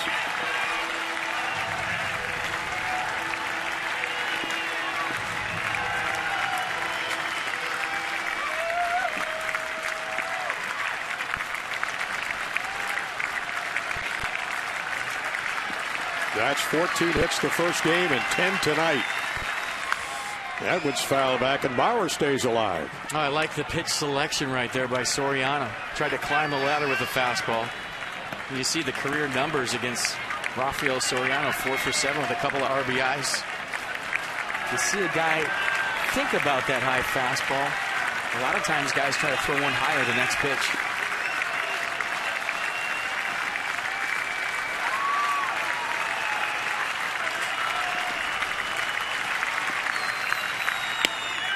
Good pitch. Good pitch, just inside and barely missed. The 0-2 offering, cut fastball, 93 miles an hour. Strike zone's been generous here late, not on that pitch. So Soriano with a pitch count of 1 ball and 2 strikes to Joe Mauer. It's ball in the dirt. Nice stop by Solano. And Chris Herman staying at first base.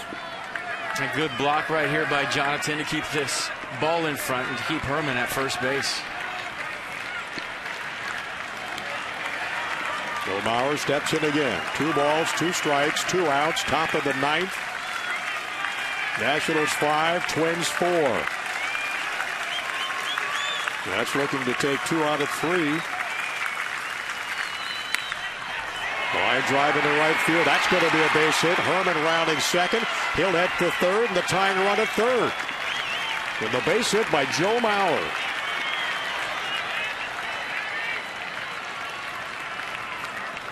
So Mauer gets the job done. The Twins' 8th hit. Well, the good news is you kept him in the ballpark. The bad news is the go-ahead runs on first base in the form of Mauer and the tying runs on third base in the form of Herman, and all of a sudden, drama.